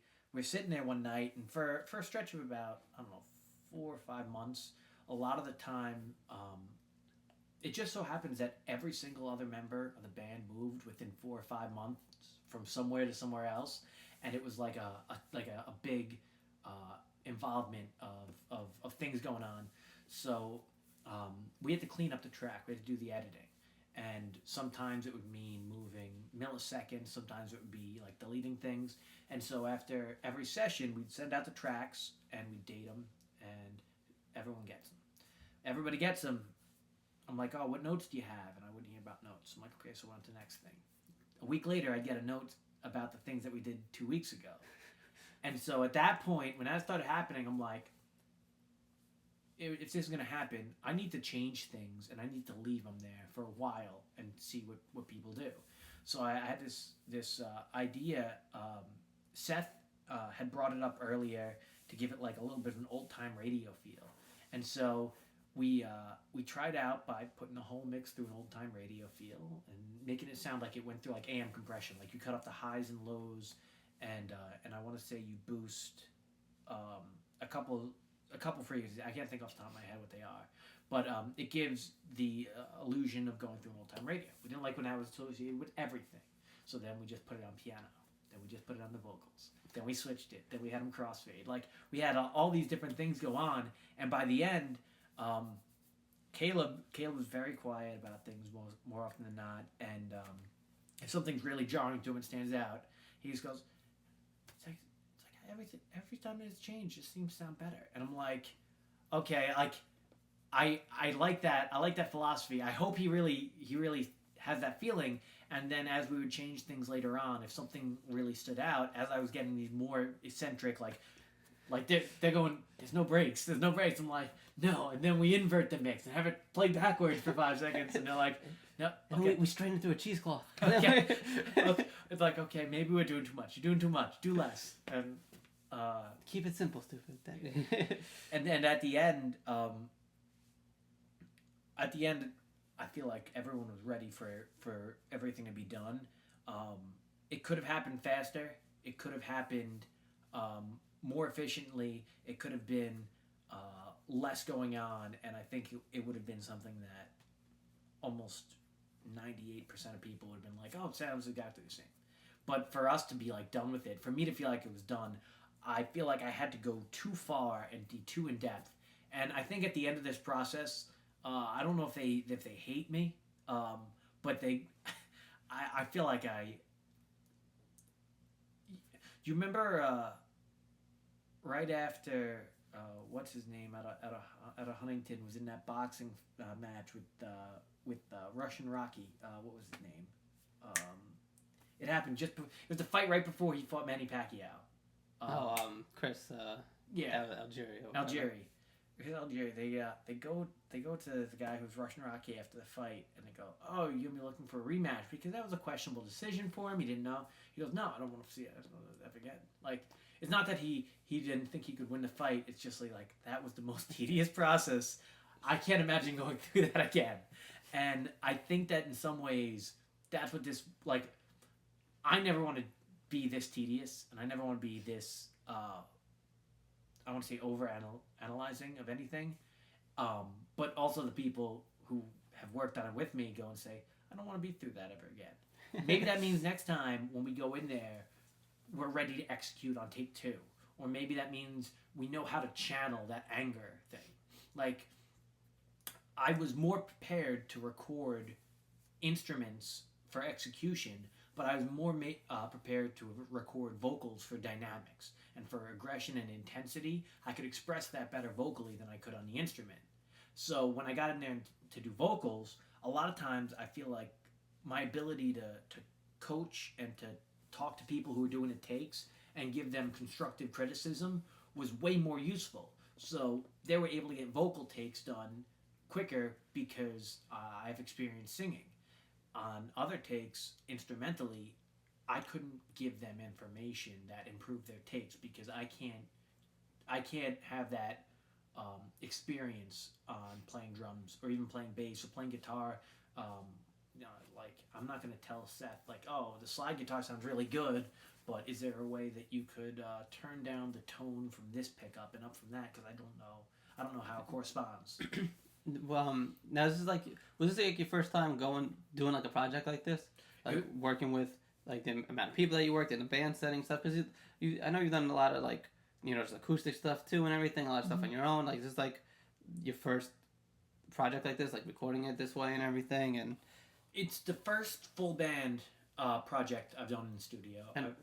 And also, off that, if you guys do another one, it's also where you start to get your sound anyway, because like the first one is going to be just what it was for you. You know what I'm saying? That's like par for the course. It's gonna be tedious. You're gonna go second guess a lot of stuff. Oh, should I change this to this? Can we do it this way? How does this sound? You know, but that's also where you find how you like stuff. You know what I'm saying? So like now, if you guys go back and do another one, it's probably not going to be as tedious. You know, because you're gonna find you already know like the settings that you like, how you like doing stuff, how it is working with each other and everything. So you know, if you do another project, it'll probably come about a little more smoother. You know what I'm saying? Well, I would also lean toward it was intimidating to kind of take on a project the way that we did, because when we sat down and we worked together, everything didn't always come easily, but by the end of the working on it, like independently practicing, by the end of working on it, we thought we had everything fleshed out. Like everything's fleshed out. The system, I put together like MIDI drum tracks that were kind of templates. When we first started recording, we wanted to record before Caleb went to Europe. He went to Europe for about 3.5, 4 months in the beginning of January. And we recorded 11 songs in about a month. Just me and him with a basic drum beat. Unfortunately, I can't represent drum ideas exactly how Chad does, and in a lot of cases, the inflection is close, but it's not exact, so it would involve moving like certain notes a little bit. And when Chad came in, in retrospect, we should have had the drums and the guitar exactly where they should have gone before he recorded drums. But even to record the drums after guitar and bass is such a kind of crazy thing to do. Yeah. Because that's like the train tracks of the song, you know? Yeah. So I'll be like, oh, trying to get this locomotive where we wanted to on grass first, and then be like, oh, we'll just put the track pin under it. They'll wear in. Yeah. And in retrospect, you know, obviously recording drums first would have been preferable, but it also being on the time constraint you're on too. Yeah. Like if you had to get that done before you have to again making the best with the ingredients that you have, you know, and with what's handed to you, you know. But that's what it sounds like you guys did though. Yeah. You know. Yeah. It takes a lot of listening. Like I listened to these tracks so many times, like it got to the point at the end where I'm like, I don't want to hear it anymore. Oh yeah, that's normal. Yeah, not only is it normal, and it's also kind of one of the, you know what's funny about one of the best feelings, like to be like, I never want to hear it again. Not at the time it is. No, it's like a month later. Stressful. It's good. Well, that's the thing. Like before I brought this the CD over, I hadn't listened to these tracks in about 2 weeks, other than just to make sure that they're the correct right ones audio for what we're sending in. But I hadn't critically analyzed them since maybe a month ago, and listening to them on the car ride here, I'm like, I don't have a problem. And I might go and say, oh, you know what, that phrase I started a little bit too late. I'm like, it's not bad. It doesn't sound bad. It's just like, again, it's one of the things that you're gonna notice and pick out. I've had certain artists that I work with, like not do where it's like, all right, we have a month, let's put 10 songs together, and at the end of the month we're gonna put it out. I have a lot of people that are more like, all right, we make a song, and then they might not make another song for like a month, and then maybe they bang out 2 in like another month or whatever. Like it's just, I mean, it is what it is. You know what I'm saying? That's like when they can get into studios or whatever it is, and when they have the time to make the songs and all this other crap. Because I mean, life happens for everyone, right? So there are some people I know that have songs and they're good fucking songs, but they might have made them like a year ago, and that's what they're running into it. They're sick of the song. They're like, nah, that's not even. I don't even like that song, and da da da. I'm like, yeah, but you're not taking into account that nobody's heard this song. Think of how you thought when you first made it, and that first week or so after when you were bumping it yourself, and just showing it to your boys and this and that. Like that's how it's gonna be like for everybody else that hears it. You know, no matter whether it's now or another 2 years from now or something like that. I understand you're sick of the song, and guess what? I probably don't want to hear it either. But it's that you have to step away from it and be objective and be like, wait, that's still a great song, and it should end up on the final project. You know what I'm saying? It's the toughest thing. Yeah, it really is. And in, I guess, before I went to college, I was writing lyrics. I was writing formulaic lyrics, and it was A B B, or it was A B C D C D. You know, like every other. And some of the ideas, you know, I play them. People are like, oh, it's really good, and I'm like, there's still issues with it, still issues. So I had an idea. I decided I was going to write this concept album that was a total of 14 songs, and it was just like a crazy dream. I woke up, I wrote like 4 song ideas down, like just in 20 minutes. It was just pen didn't stop. I don't think I had a guitar. I just pen didn't stop. And this is after college. I went to school for music. I went to school with focus on composition. Came back, worked with you. I moved down to Florida, and my idea with moving down to Florida was I was going to bartend by Florida State and work in a restaurant down there. And anytime I wasn't doing that, I'd be working on music. I consider it like a level up period, because when I went down there, I wasn't confident in how I played guitar. I knew what I wanted to do, but I feel like I could execute at a higher level of efficiency. By being able to execute a higher level of efficiency, I'd have to have my lyrics like really tight. Like I'd have to know them front to back, and I'd be because all my concentration is going to be getting my fingers. Yeah, playing the guitar. And I finished off these tracks, and I came back, and I played through them just straight at like a friend's house. Coming back, he's like, "Oh, it's really good. It's really good." And I'm like, "But it's not sharp. It's like a good piece of rock. It's just not shaped." And I was like, I thought you were getting like Tyrone Biggums on me. Oh, like, no. It's Chinese riddle figure around. How can be sleep for that high and crack? Yeah. So coming back from Florida, I'd improved on guitar, and I'd improved a little bit on piano, but it was mostly making sure that I could just fall into words.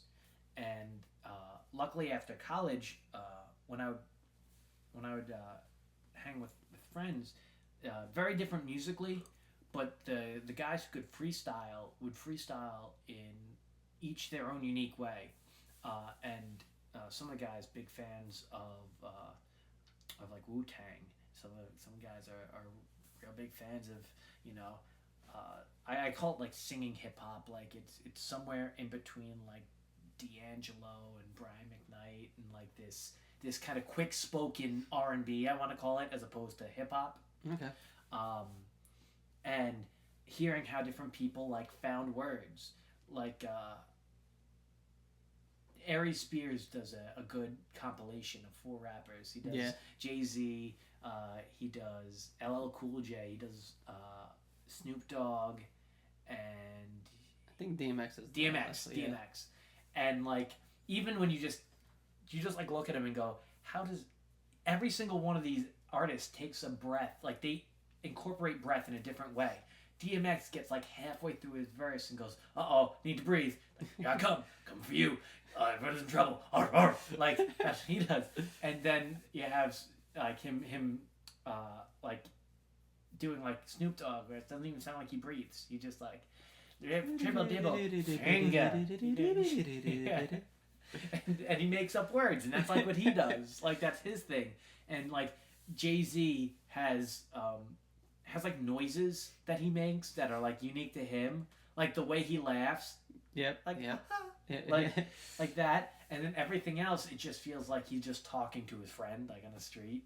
Like it's just really conversational, and just hearing different people and how they do the inflection like that.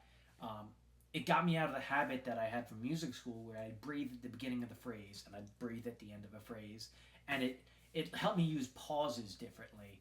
And I'm like, if I can use these pauses differently, I can take those concept album ideas and I can make them more lyrically appealing. And if I can do it in a way where now I can execute the guitar part, now I can work on structuring the lyrics in a way that's challenging on that front. It kind of does this web-like approach. Now that I have more bounce to it, I can have flexibility to things that I consider to be, when I started writing the songs, that was the focus. Focus was the lyrics. So when the focus was there, did you find that it all, was it just like, all right, focus on the lyrics and then just burn them into memory so you can focus on the guitar, or did the lyrics, did they at any point start taking the back seat to, because you were focusing on the guitar? Like, all right, if I got to focus on the guitar, the lyrics might have to be a little easier on me.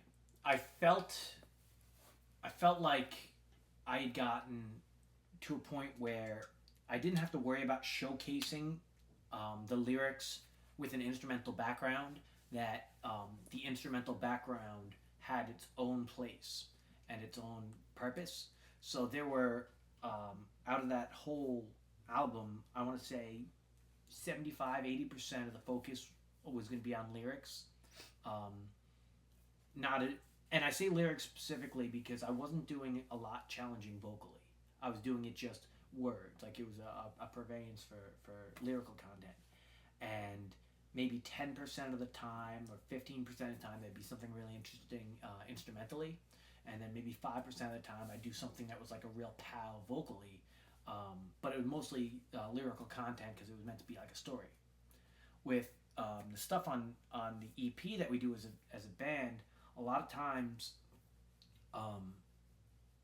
the lyrics aren't completely fleshed out for some of the songs. One of the songs I had from the concept, and that almost transitioned 100% how it was in its original concept. That's the first track on there. But for most of them, it was, man, I really like these ideas. I don't want to get in the way of them. I don't need to be singing. I don't need to have a vocal presence. I don't need to have a lyrical idea because of the content being provided by the other instruments.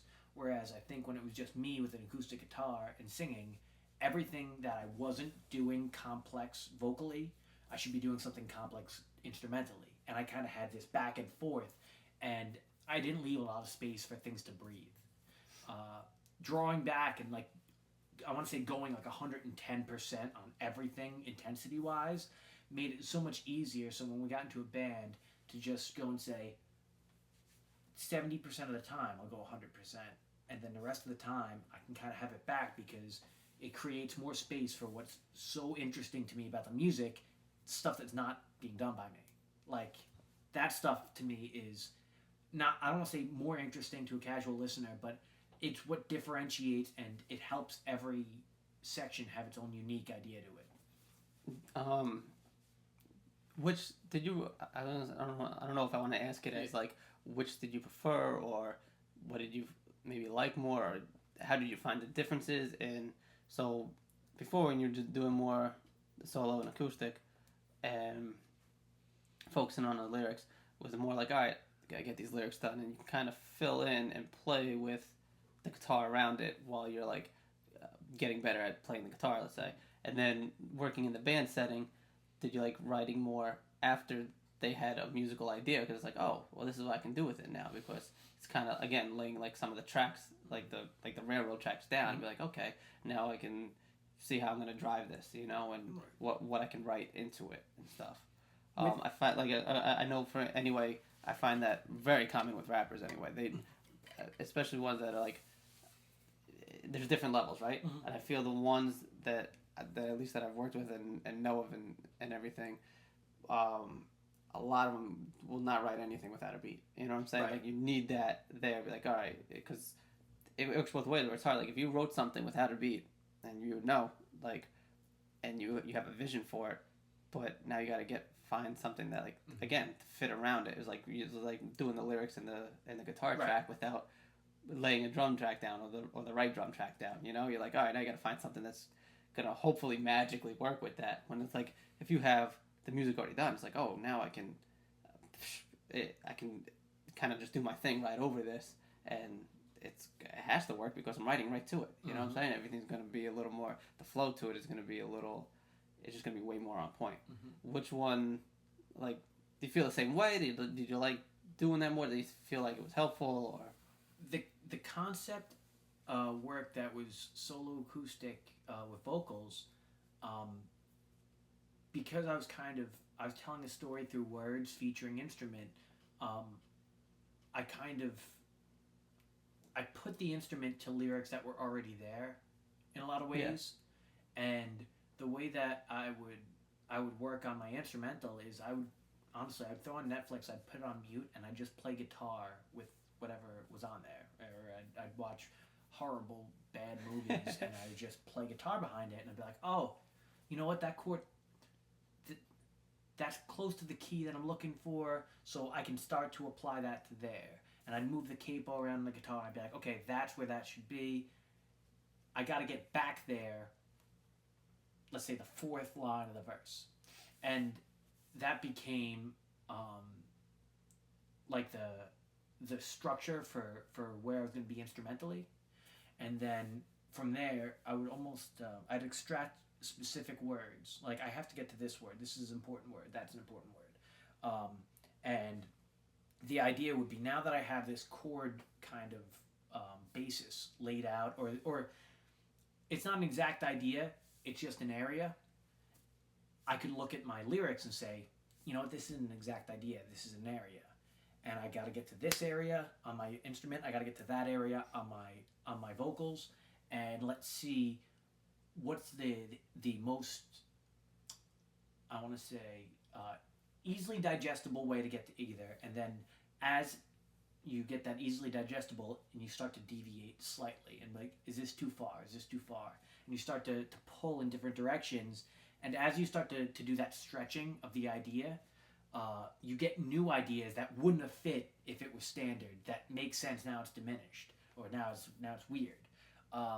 There's a song that I wrote called Underrated, that the idea was to get a lot of words out there.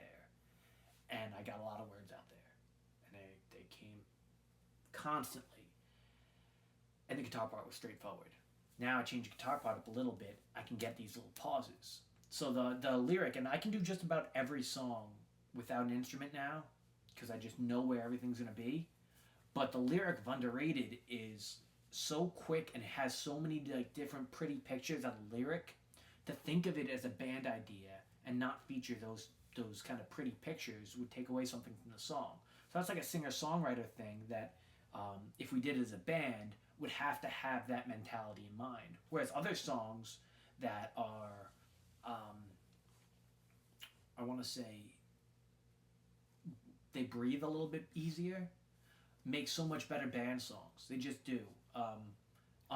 It feels like there's more room for other stuff to be happening in it. It feels like it's a conversation that those instruments are supposed to be a part of, whereas Underrated or songs like that sound more like they have a lot of monologue quality to it, where it's telling a story from one perspective with one idea, as opposed to everybody giving a group performance. And the songs that are on this EP for Nose, everyone has their voice, and in a couple of songs we have as many as like 7 vocal parts. It's diverse. We have violin. It's just nice. There's all this stuff going on, and it sounds more like a group discussion than it does an individual opinion, and that's what I really like. I like about it. I still do solo stuff. I just finished a 10-song set of ideas, and it's kind of written 5 years after I started to work with this mentality, and I really like it a lot. I like it for what it is. Introducing this to become a full band idea becomes increasingly difficult, because I don't want to make concessions on certain things, and I know I'm going to make them if we work together. Yeah. And I don't want to be mad at someone else because for something you knew was going to happen. Yeah. And the opening line to Underrated is just like, it's like, I drop, shaking like a leaf on the rocks in the autumn season. When the summer stocks drop, the harvest breeze, and I breathe in potpourri and find good reason to wear thick, slippery socks. When the winds of fall carry fog of war, what if changes they bring carry danger? Will I follow my life? Will I fail in my strife? Am I attracted to try for the life? In the tax of an icon, where the strippers will toast, the strippers will boast about devout self-hope without esteem. That's a lot to fit in. Yeah. That's a lot to fit into a band idea, you know? It's just so much attack of that initial onset and its intent for all 10 songs. I was gonna say, as a, I guess like a suggestion or whatever on something like that is to, if it was gonna be done with a band, like, and that's the thing too. Sometimes you have 4 or 5 people. It's like, how do you tell 3 of them, like, hey, you're not really gonna do much for this, for like the next 2 minutes of the song, all right? But sometimes what school is, I mean, obviously I don't know the rest of the song, but like, to keep it minimalist for that part, right, for those verses and stuff, but then bring something big in to build up for a chorus or whatever it is, or maybe a breakdown later or something like that, or like a bridge later or whatever, and then that it's just stuff that adds to it, you know what I'm saying? So it's like, yeah, it's like it can definitely be executed, but I see where you're coming from too. When you have like, especially when you first, when you have these ideas, especially for concept songs and stuff that like, they're very personal, like they're very like your babies, you know what I'm saying? It's like this is the vision that you had for it or whatever it is, you know, and you like how it sounds. It's just a singer-songwriter type of song or whatever it is, and I was like, oh, I gotta bring 3 or 4 other people into this, like, and into something that you already feel like is done. It's like, all right, well, I really just this is done. The project is good. The song is the way I pretty much saw it. Sorry guys, I don't know what you're gonna do on it. But then again, when you start playing with it, and to do things like, all right, you can keep it like real minimalist or whatever for those parts that are needed, and then that's when you get more of like the input of everybody else and everything to be like, all right, what can we do in certain parts that incorporates, you know, the rest of the band basically and everybody else. It all goes to. No, sorry, I was gonna say, but it also gets to that point where we were talking about of just overanalyzing stuff. It's like, because you could literally do the same part 100 different ways, you know, if you wanted to. If you wanted everybody to throw an idea in there or whatever it is, like, oh, let's try it this way, let's try it that way. If you do that, you'll never get anything done. That's a very real problem, you know, of having 100 different versions of nothing usable or whatever it is. So sometimes, again, you just have to be like, no, this is the way it's gonna be, and we're just gonna have to be okay with that, and let's move forward. It's kind of the theme that I didn't want to release something that I didn't feel was done, but I also didn't know what it felt like to be done with something. Yeah. So it's tough to kind of draw that line, and that's where it comes back to like suspending democracy. If there is one crazy leader who is going to lead you through the woods, Axl Rose style, with like a hatchet, like that system can work, but it's kind of like if there's only one voice telling what's going on, maybe all 3 other people think they're crazy, that they're out of their mind. So if everything's a democracy and everyone goes, what should we do? And everyone goes, nothing. And you go, we're not going to get anything done. I go, oh, didn't think about that. And then there's like one person coming in with like a CD case going, we're going to do this from this CD and that from that song and that from that. And they go, okay. Too much. Yeah, you're doing too much, man. Everyone kind of has to take their own area.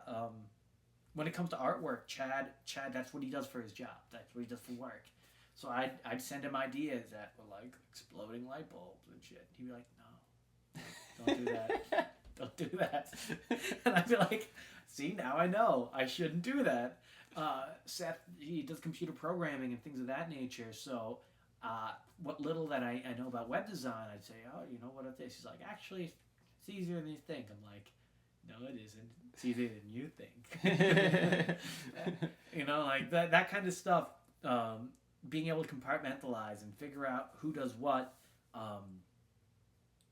It also, like, this is what they've gone to school for.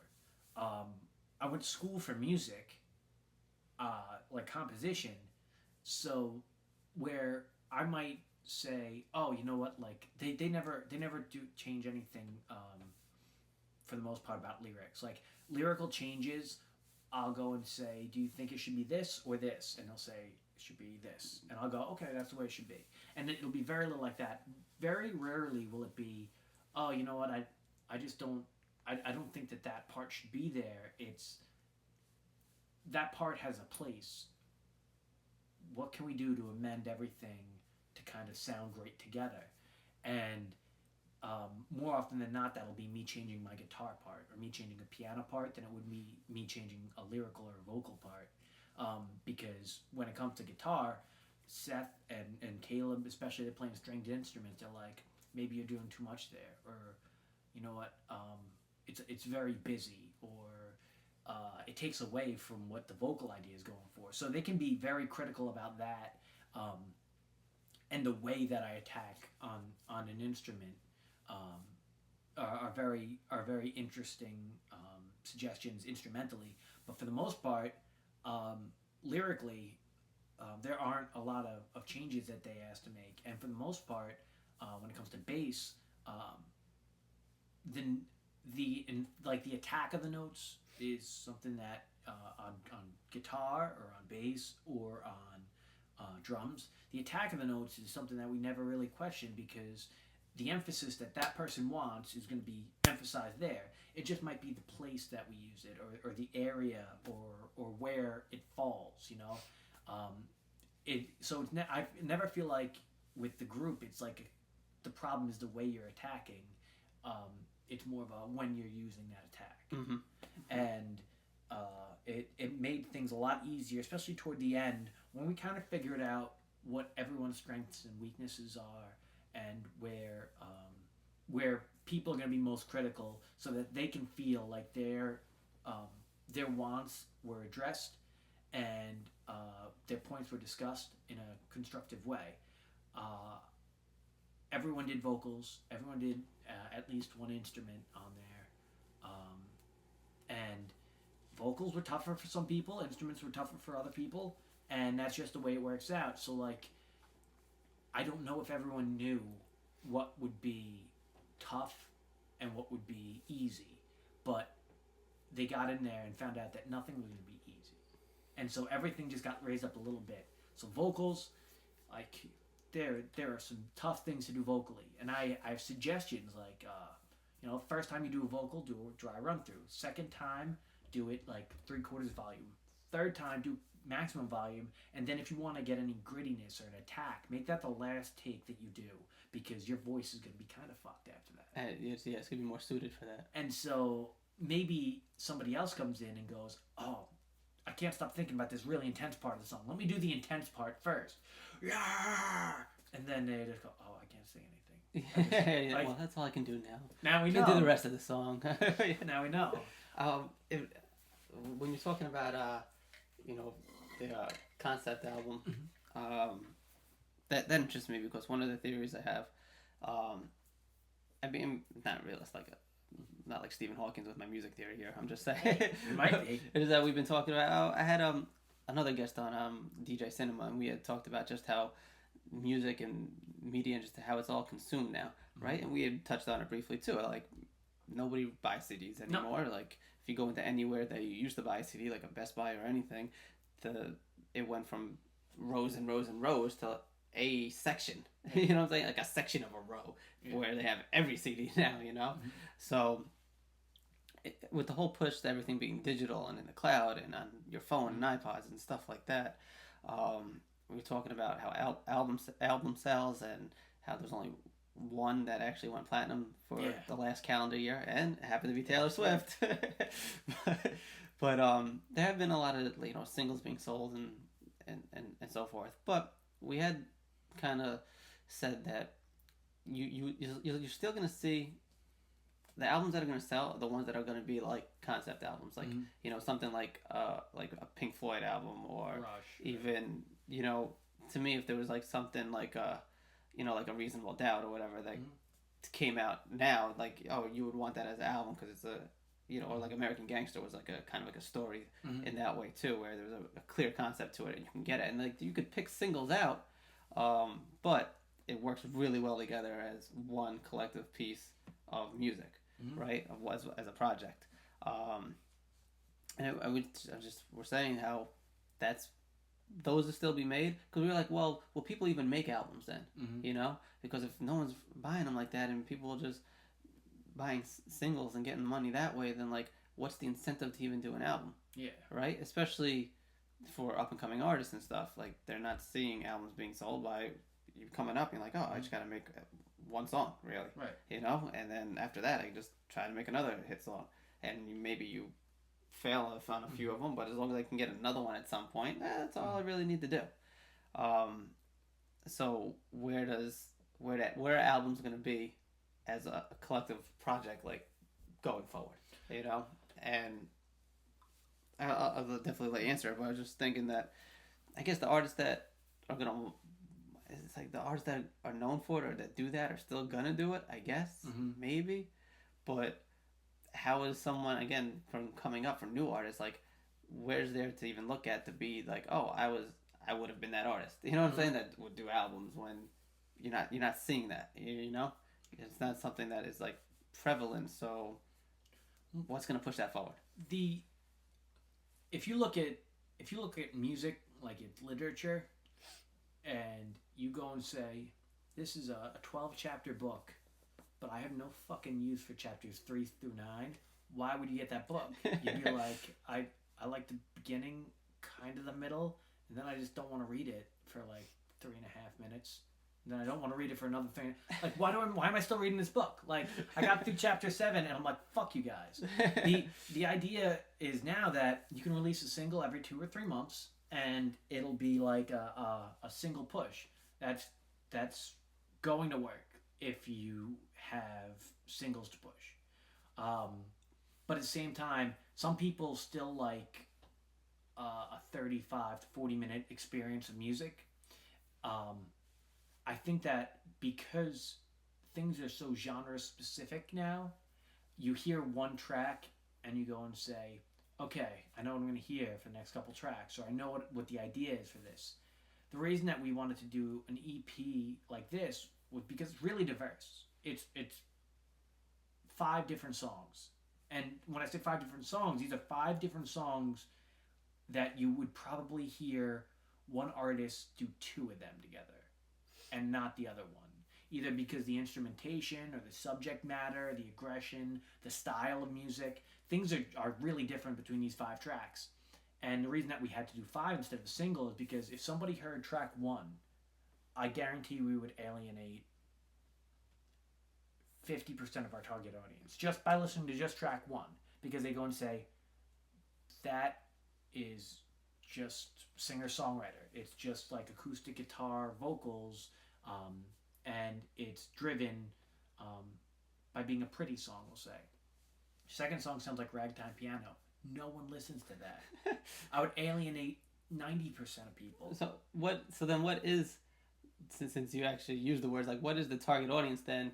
And if you like knowingly are alienating them, what like, where's the push? You know what I'm saying? Like, where do you think where do you see you guys as a band like landing? You know what I'm saying? If music is written for a particular audience, it's going to sound like that particular audience. And these 5 songs are kind of written for ourselves, in a way. I did like the lyrical and the music write-up, but the way that we act, like the way that we did things were kind of that first studio idea. Like, we're going to put everything in these. We're just going to put everything in there. And if we find out that we don't need a wok to make dinner, then we can just put that back and just know it's there. And we have a lot of weird things. Track 3 is going to appeal to fans of hip-hop and hair metal. I don't know how. Yeah. I don't know how. It's just going to. And track 4 is going to be like Dave Matthews Band, Jam College Band. The idea would be, it's music that I would like to see involved in soundtracking and in scoring. Video ideas. Video ideas are very prevalent to me. I love a really good music video. We have a concept together for the ragtime piano song, where we all wear fake mustaches and we get beat up by puppets. It's just like off the wall enough, but it happens in a saloon, so it kind of fits. No, yeah, exactly. And that's actually where I was picturing it as you were saying that. Picture like the Beastie Boys Sabotage mixed with the third Back to the Future movie. Yeah, which was on recently, actually. and like that's what we go and say, okay, this is weird and it's like odd, but it's got so much of a memorability about it that I think it would be a college age audience that things would be geared to, but the subject matter of the more upbeat and the happier songs are something that could be on like a pop radio.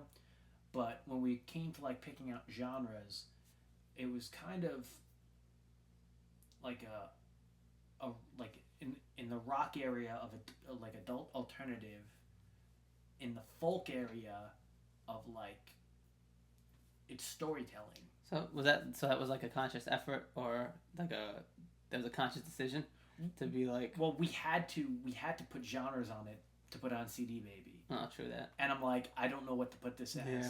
And I'm like, isn't experimental like one that you could put? But then that's weird because then again you want people exactly to search for it. So I'm like, I don't got time for that, or whatever it is. Yeah. I so didn't want to put a pop stigma on it because as soon as you put it as pop, it gets associated with pop, and I like the word alternative because even though alternative has meant a lot of different things, it's rock, but it's not rock, and it's folk, it's not folk. it's got ambient guitars and it's got ukulele. It's alternative, but like those are folk instruments. Banjo is a folk instrument. Violin, especially in the context that we use it, not as much like a fiddle, but it's more of a folk instrument than like on the Cotton Eye Joe. Just like Cotton Eye Joe. It's we pretty much just took that. It's an interesting thing, and I think the first two songs are a really good idea of that acoustic singer-songwriter idea brought to a full band, and then tracks 3 and 4 are kind of, this is a full band song that we're going to maximize using all of the space purposefully with a lot of different instruments and a lot of more intensity, more concentration on dynamics and lyrical subject matter. Do you think talking about I guess singles and stuff, one of the albums that to me that did a good job of just making it a good collective album, but you could just have picked out songs really and stuff, was like Ghostface Killer, Iron Man, and one of the, I don't want to call it a trick or whatever, but as far as just the flow of an album, you know how Pink Floyd, it's the songs are blending into the next one, right? It could almost be considered one long song because it's all just that's part of that concept. Yeah, no, exactly, and obviously it was awesome.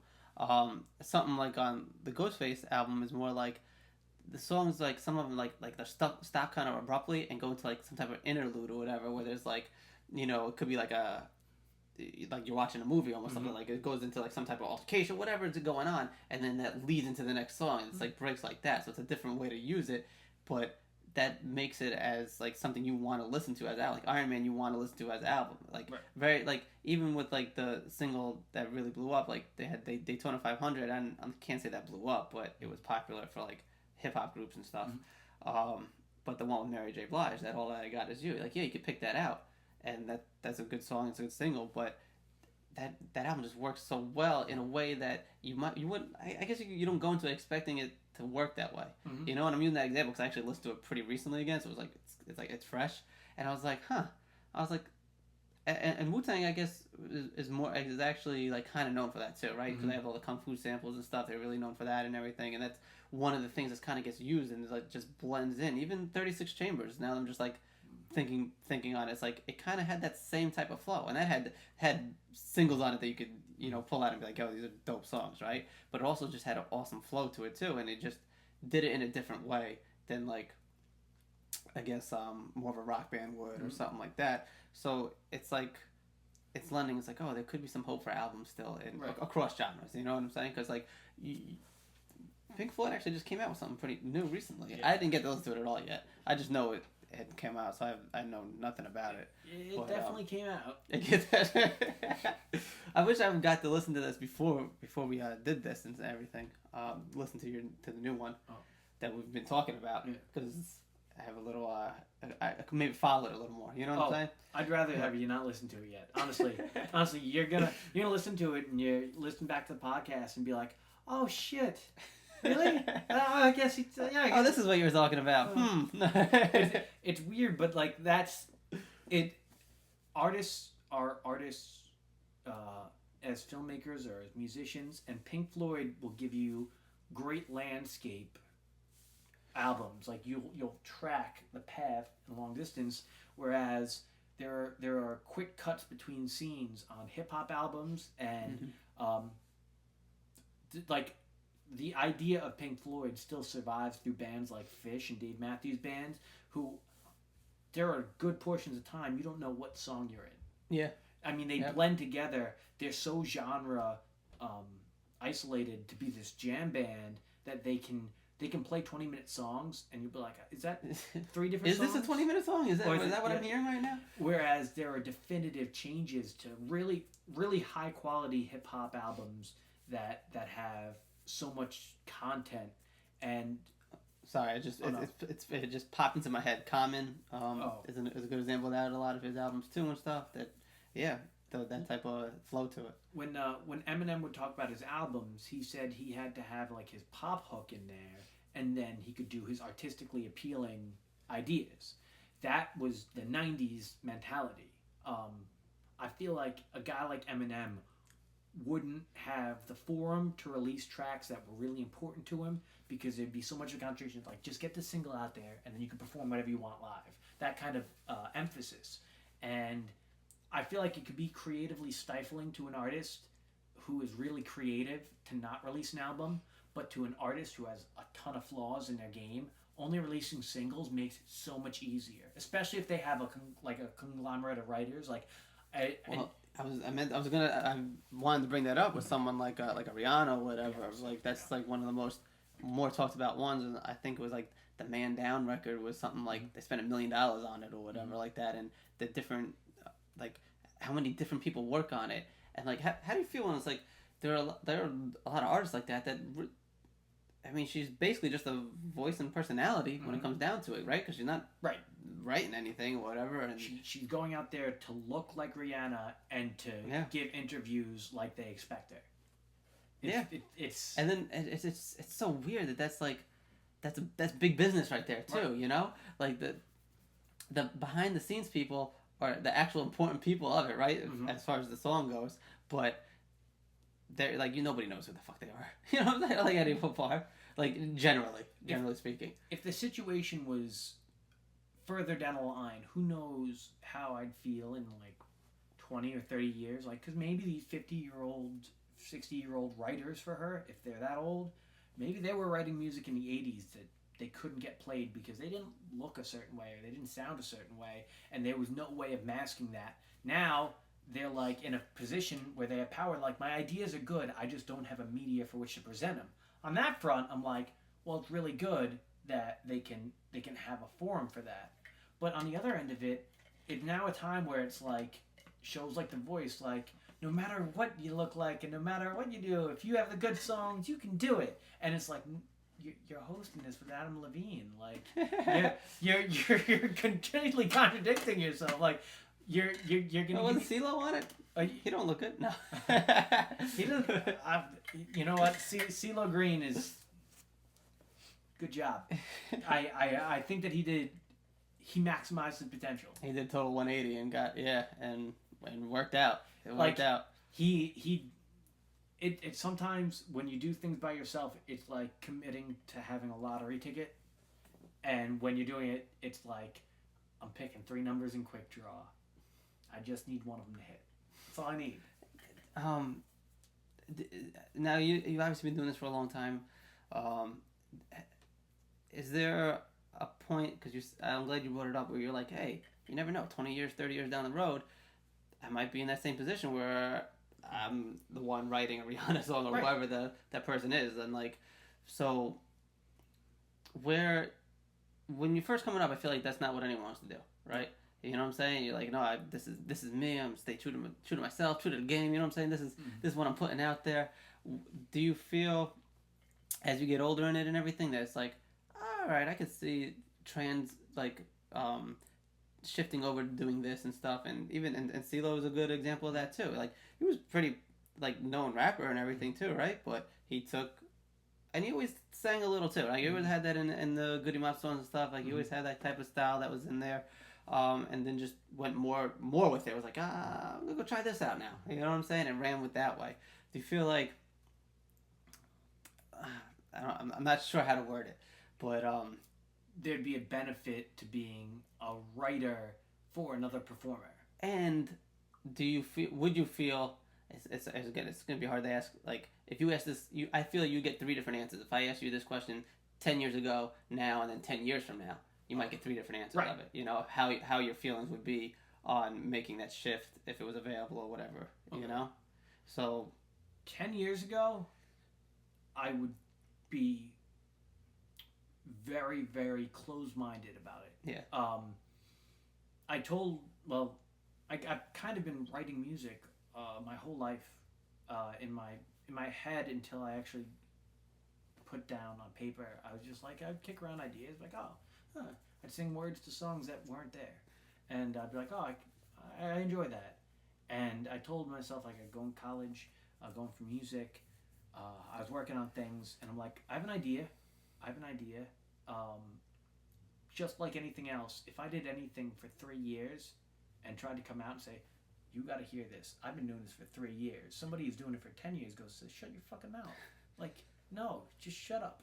And like, you have this apprenticeship idea where no matter what job you're doing, you kind of have to be an apprentice, and then you have to kind of fail a little bit as what you consider to be a professional in order to realize that you're still an apprentice. Like, you're still learning.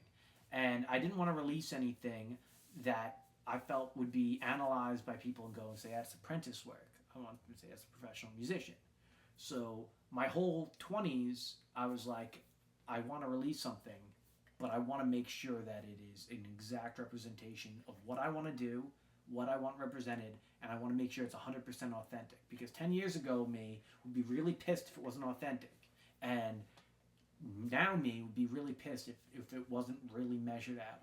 And then 10 years from now, me is going to say, the reason that these last 10 years have happened were to develop a value to me as an artist, or as a writer, or as a producer, or as someone to work with. Not many people write things out in 4 different languages. Not many people can put like a MIDI drum beat together and do that production, but at the same time could provide guitar or piano. This might be something where, like, we just started working with a girl singing. Maybe songs I write for the next 5 or 6 songs are songs where I'm not the lead singer and it's her vocals, because maybe she doesn't feel confident. Maybe she feels like she's just learning how to write lyrical content. And for her, she goes and says, well, I'll see how he writes cadences and how things go, and I'll pick up things from there.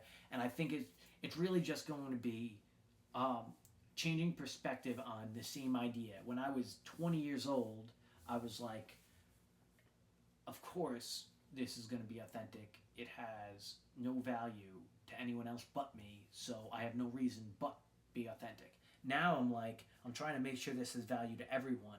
So sometimes, even though I really like an idea, I have to understand that along with my other band members, if it's going to be too jarring, if maybe having a questionable subject matter or something like that, maybe that's something that I can't do, because I'm like, I want this to be, as an idea, accessible to the most amount of people.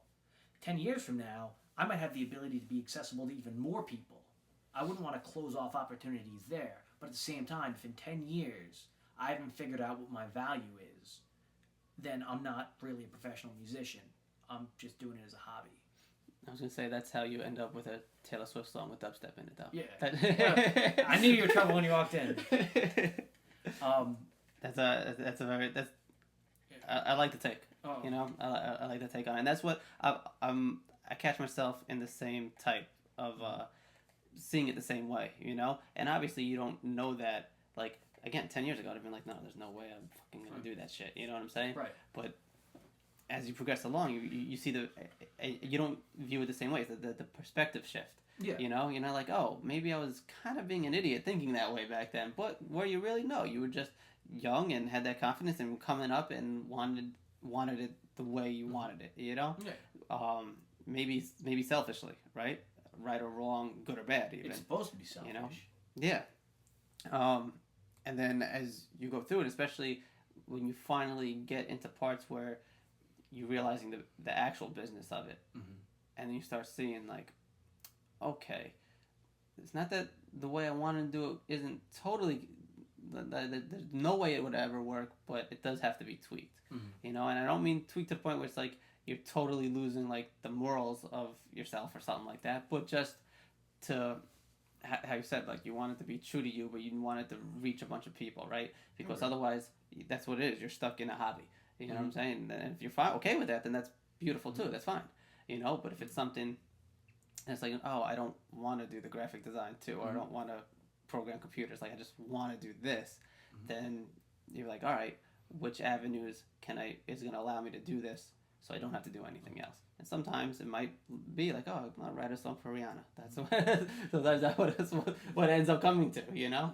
And it's like, all right, I'm not going to be the spotlight that I thought I was going to be 10 years ago or 15 years ago of me being there singing my songs or something. It might have to be somebody else. But it's weird too, because I feel like you're naturally going to shift to being more okay with that too later on than you would have, obviously, 10, 15 years ago or whatever the case is, you know? It's a weird thing. It's a weird thing how it happens. You know what I'm saying? Like how you can go so steadfast from one to being like, nah, come on, man, that ain't gonna be me. when I started, I guess I want to say writing down things with more frequency. When I was in the beginning stages of writing, it was very descriptive of scenarios and very specific. And that was a good and a bad thing, because after I got and the same thing happens with I'm sure some that you mentioned, like the rapper hip hop contacts. After a year, they're like, I'm not in that place anymore. Like I don't have that song anymore, because that was about me being here for that. It's not about me being here now. And I wrote down songs and I went through them, and there's like a batch of songs for like a scenario, let's say. And out of that entire scenario, maybe one or two really stick out and are really like ideas that people gravitate toward, and I feel like are worth further investment. Next situation comes up. Okay, same situation, right? 6 or 7 ideas, maybe one or two really pop up. And as this would happen in my 20s, I went and was like, okay, that is the top of what I have there. Now let me go through the rest of the song or the rest of the songs and kind of see what I can still associate to. What has like a direct correlation where I go and say, I know exactly where I was when I wrote that. I know exactly the feeling that I had when I wrote that. And why do I have it there? Why do I have it there? And I kind of make my all-star team a little bit in a way of that.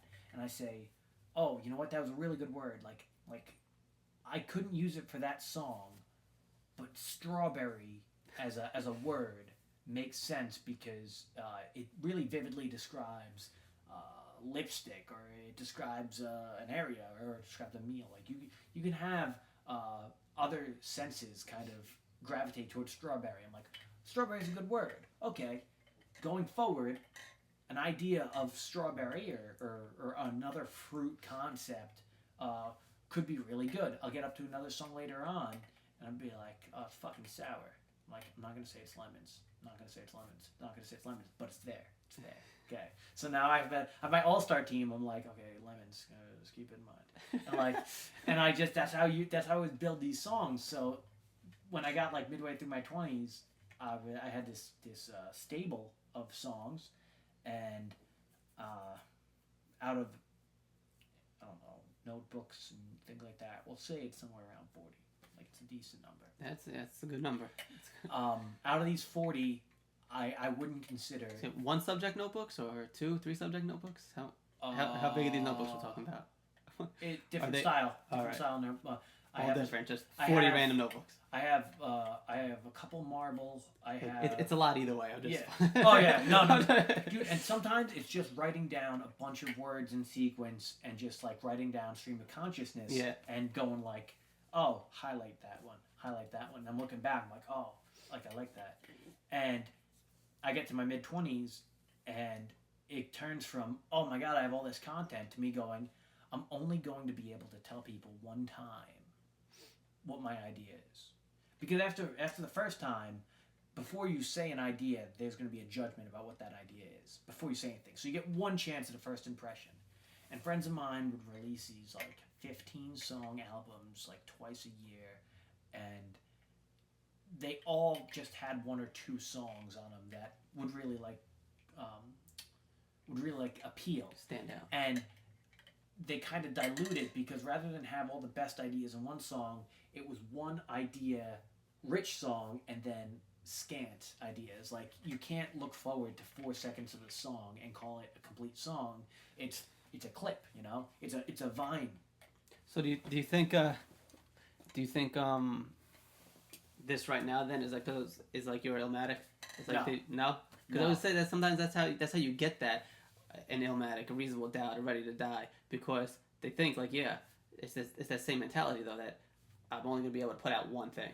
So if there's the only thing I can put out, how's it gonna be taken? What do I want to put out there for the people? Right. You know what I'm saying? Because they, especially for those, they feel like they might not be able to do this again because this is the shot.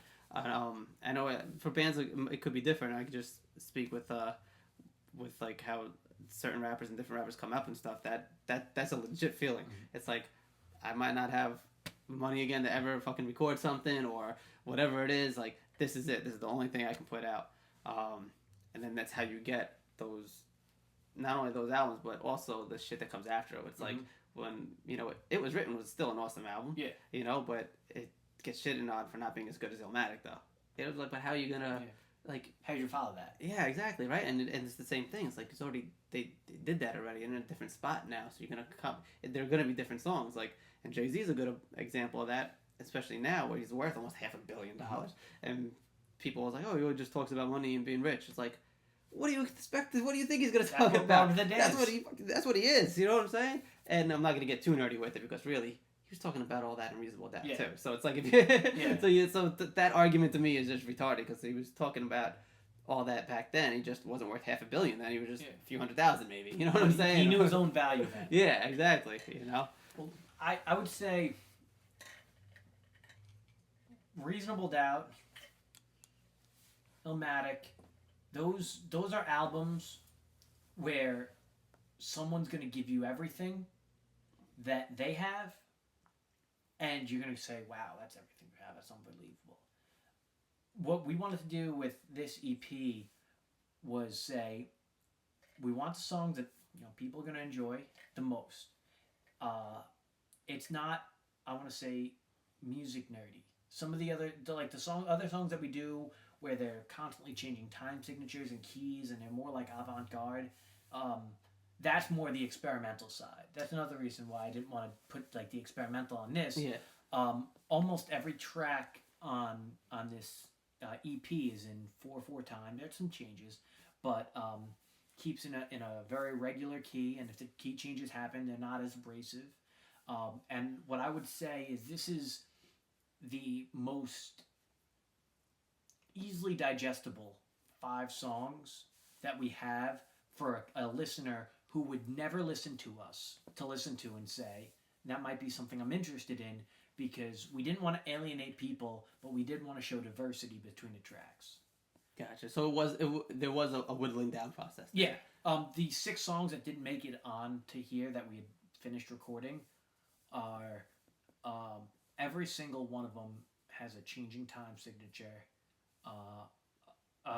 Most of them have a pretty violently changing key, and they're way more complex. They're ideas that we like, and as musicians and fans of intricate music, we're like, these are really, really interesting ideas, but we don't want to alienate 90% of people right off the bat by giving them things that are like swordfish. Like these are really flavorful. If you like fish, you like swordfish, but I'm much more happy to give you something like fluke, something, just there you go. This is the idea of fish. If you like fish, I have some crazy shit for you to try. I got some fucking. If you like seafood, I got some live octopus in the back for you. But why don't you try the salmon? Yeah. Why don't you try the salmon out of this tilapia? Because it's really fucking good tilapia.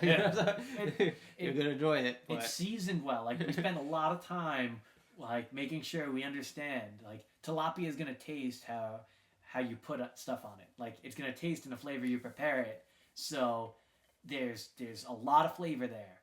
Swordfish is swordfish. Like you're not going to mask it. This is what it is. There are awkwardness, and it's meant to be that way. And this is a release to open up avenues, so that if we wanted to do, in theory, a all hair metal rock show, and we only get 3 songs, we can do 3 songs on it. If we get only a happy-go-lucky peace festival performance, we get 3 songs. We can do 3 songs. Only get quick-spoken hip-hop. We can actually do that. We just don't have to do it. And it makes things more interesting for us when it comes to designing set lists and when it comes to organizing future events, because the type of bands we play with or that we can play with or create connections to, there's just a diversity to it that I definitely wouldn't have had as an option if I was just a solo singer-songwriter, no matter how much complexity or weirdness I put in there, because it needs to be a full band sound in order to be, I want to say, not written off by people right away. Some people hear singer-songwriter and they go, I don't want anything to do with that. Or they might hear hip-hop and go and say, oh, you know what, I like rock, I don't like that. Yeah. And then they go and say, oh, if it's hip-hop rock, it's got to be Linkin Park. Fuck them. Like, no, calm down. Like, there are other ideas that don't necessarily have to be that. Hybrid Theory, as a complete album, good idea. Really good idea. I don't know if it was an all-time great album, but I can distinctly remember 4 or 5 tracks from that going, oh, I'm really glad this is an album. Since that, they probably haven't had to release a full album, ever. Linkin Park. They have their radio hits, and they have their things that people appeal to, Crawling and In the End and whatever they do. But they needed to open that door with Hybrid Theory. Like, this is our complete album of work. Radiohead, along a similar line, Radiohead's first album was their best songs, what they thought their best songs were.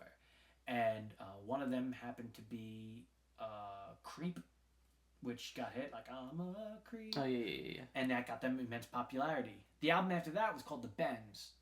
The Bends was about how much they hated everything that happened following Pablo Honey, because they didn't want to be known for Creep, which is a simple a song they ended up hating. And it was about the reaction to that. And then from The Bends, you get all this like really personable, associated, like this material that's really close to the heart. The albums that came after that were OK Computer and Kid A, which are considered 2 of the most perfect albums ever created. OK Computer has everything you could expect on an album that's considered like rock, with just so much more. It plays front to back now just as well as it did 15, 20 years ago. Like, it is an not 20. I was gonna say, was it fucking 20 years ago? 15 years ago. 15. I'm mixing up because The Bends came out in 95.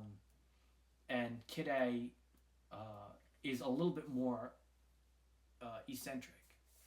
What I would consider like the next planned release that we would want to do, and we talked about it, would be the second half of this. This is Lights, Camera, Bank Heist, and the second half of them with the other tracks that are a little bit more weird.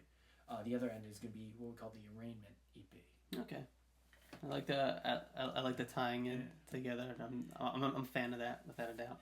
And because like I mentioned, all the experience writing like a story, the beginning is exactly how you'd imagine a third grade would plan a bank heist. It's everything. It's like got ninja ropes and like hot air balloons and a tank. Name one thing we need this fucking rope for. Name one thing we need this fucking rope for. Damn it! There was something else I wanted to touch on, but since I didn't write it down, I don't remember what the fuck it was. The second half of it, the second half is more of the idiosyncratic things, and I don't know if it would be a good idea to listen to these ideas back to back, but the way that we structured the well, it's an EP. They have no choice. Yeah.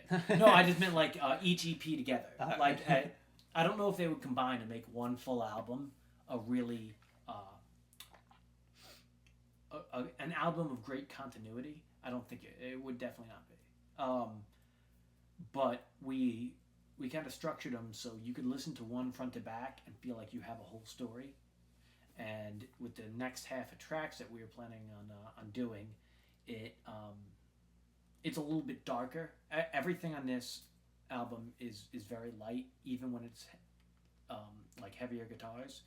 It has a bounce to it, whereas the other stuff is a little bit more atmospheric. It's a little bit darker subject matter, and you go say, yeah, well, the first track is like if Disney wrote a song with Double Homicide. This is if like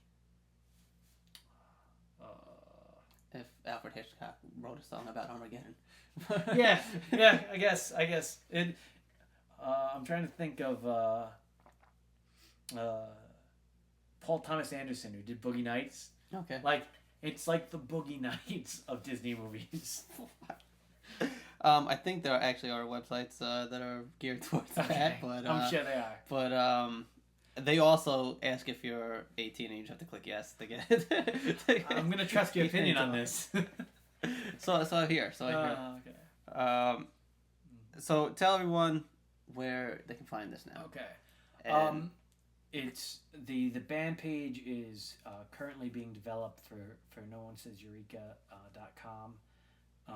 The Facebook is Facebook.com/noonesays-eureka, NOONESAYSEU Eureka. I was gonna say probably the only word that needed to be spelled in there. I like the way I did it. Yes, I think it was nice. Yep. The CD release show is going to be in, I guess it's technically Northport, New York, at the Crooked Rail. It's on Larkfield Road, and that's going to be February 27th. Along with us.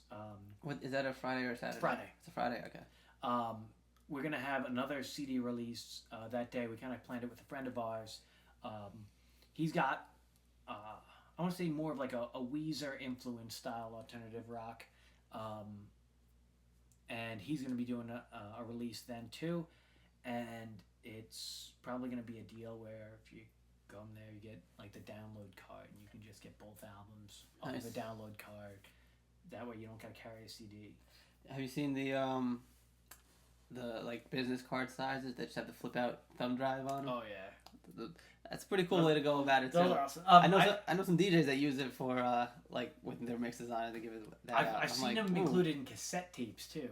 They have a cassette tape that has a USB out. Nice, that's dope. That is what my cell phone case is. That's fucking awesome. And the cassette.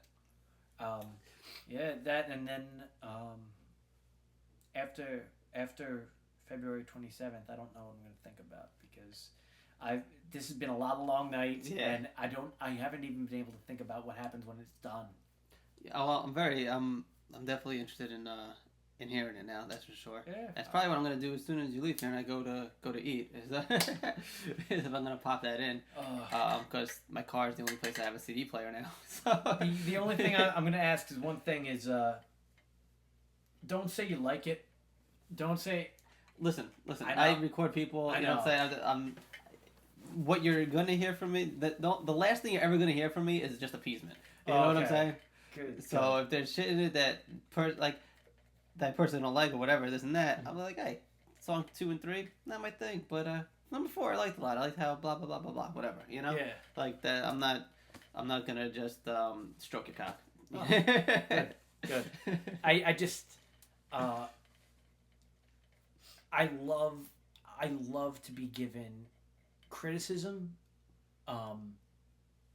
because it's so tough to motivate me. Like, I find it very tough to self-motivate, but if it's something where it's like, oh, you know what, that could have been tighter, and I go, fuck, it could have been tighter. Now, like, it's something that I think about where everything else that I can do at this point, especially from the recording, sometimes it's going through the motions. A lot of times it's going through the motions and not thinking about one thing for so long.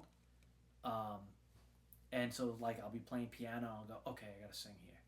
I'll be singing, I'm like, okay, just remember, this is the complex piano part. Okay, I got it. And I kind of do that. But if I know that there are specific parts that are trouble spots that I don't necessarily hear because I'm going through the motions while I'm playing, I can go and say, that's a trouble spot. That's addressed. It's something that I address then, and I make sure I don't have an issue with it in the future. Whereas if I hear, oh, I really liked it, it was happy, I go and say, okay, don't change anything.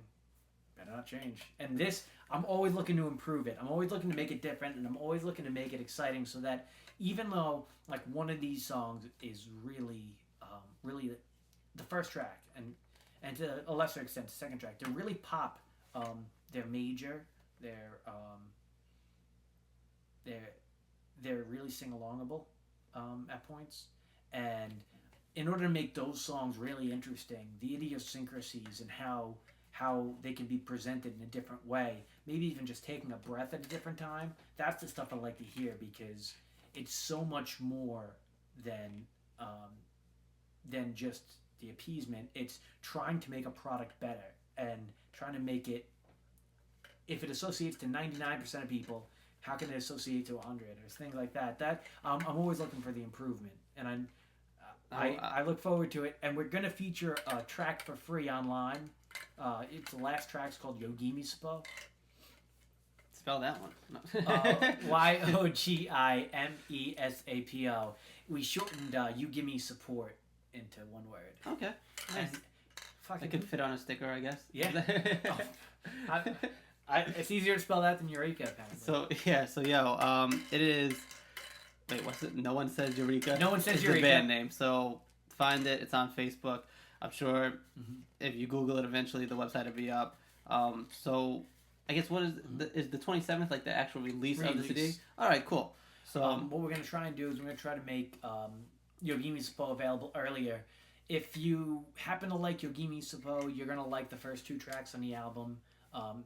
Those 3 sound more similar, but if you like those, you're gonna hear the 3rd and 4th, and they might suit you or they might not. But just know that they're different. I was gonna say I do like that there's diversity into it, and you kind of went into it not being like, oh, we have to make a song like this, a song like this, a song like this. You just did it because like you like making those types of songs. Oh, yeah. You know what I'm saying? Oh, yeah. And like experimenting with it and like playing with it, and and are really deep into music that way. So the end product I'm looking forward to, as I'm sure it's gonna be something really fun. So the artist that I was told by someone to compare him to would be Ben Folds, Third Eye Blind, and who's the third one? Jason Mraz. Okay, I can get with that. It's somewhere in that realm. The 4th track is very jam bandy, like my friend Seth on guitar. It really suits his style well. The 3rd track is high energy. It has a melodic bass line that suits Caleb. The 2nd track is like a ragtime piano that kind of fits the way I play piano. And the 1st track is has a nice flow to it the way Chad plays drums. So I like to think it's a representation of one song that each of us really, really flows into. Awesome. Thanks for coming. Dude, I really appreciate it. We maybe we'll do this again, and we'll just talk about the Knicks, and that's it. Wow. I'd like to do it before like 2018, and if I talk about the Knicks next year, it's gonna be like, Oh, I wish we still had Shumpert. No, I feel that way right now. But anyway, no, definitely thanks. Best of luck on the release of it and everything. I'll try to repost this. This will be up by like tomorrow or something. Probably won't be tonight. But then I'll try to remember to put it up more when as we're approaching the date of the actual release and stuff. You know. As soon as it goes up, we'll put the link up. The idea would be. Feel free to grab this and use it when you get the website up too and everything. So real quick, everybody else, thank you for listening. You'll be able to find it everywhere. Just Google that shit whenever you hear this. No one says Eureka. If you can't spell Eureka, just Google that also, and put it all together. Eureka. I don't want people to think that I don't know how to spell it. I just thought it would be funnier to end Eureka. Great. Yeah, and then since I know you, I know that's exactly what we were thinking too. I was I see what you did there. So till next time. A lot of stuff going on this year for as far as the podcast goes, so a lot of cool guests and everything. Should be a fun time. Thanks for listening. DJTracktion.com, Facebook's DJ Tracktion. You know what? Just put that into Google, DJ Tracktion, and I'm gonna pop up everywhere. Ain't hard to find. All right. So everybody, enjoy your night, your week. I don't know, whatever time of day it is when you're listening to this. Your morning. Who cares? Basement, whatever. Yeah. Till next time. Peace. Later.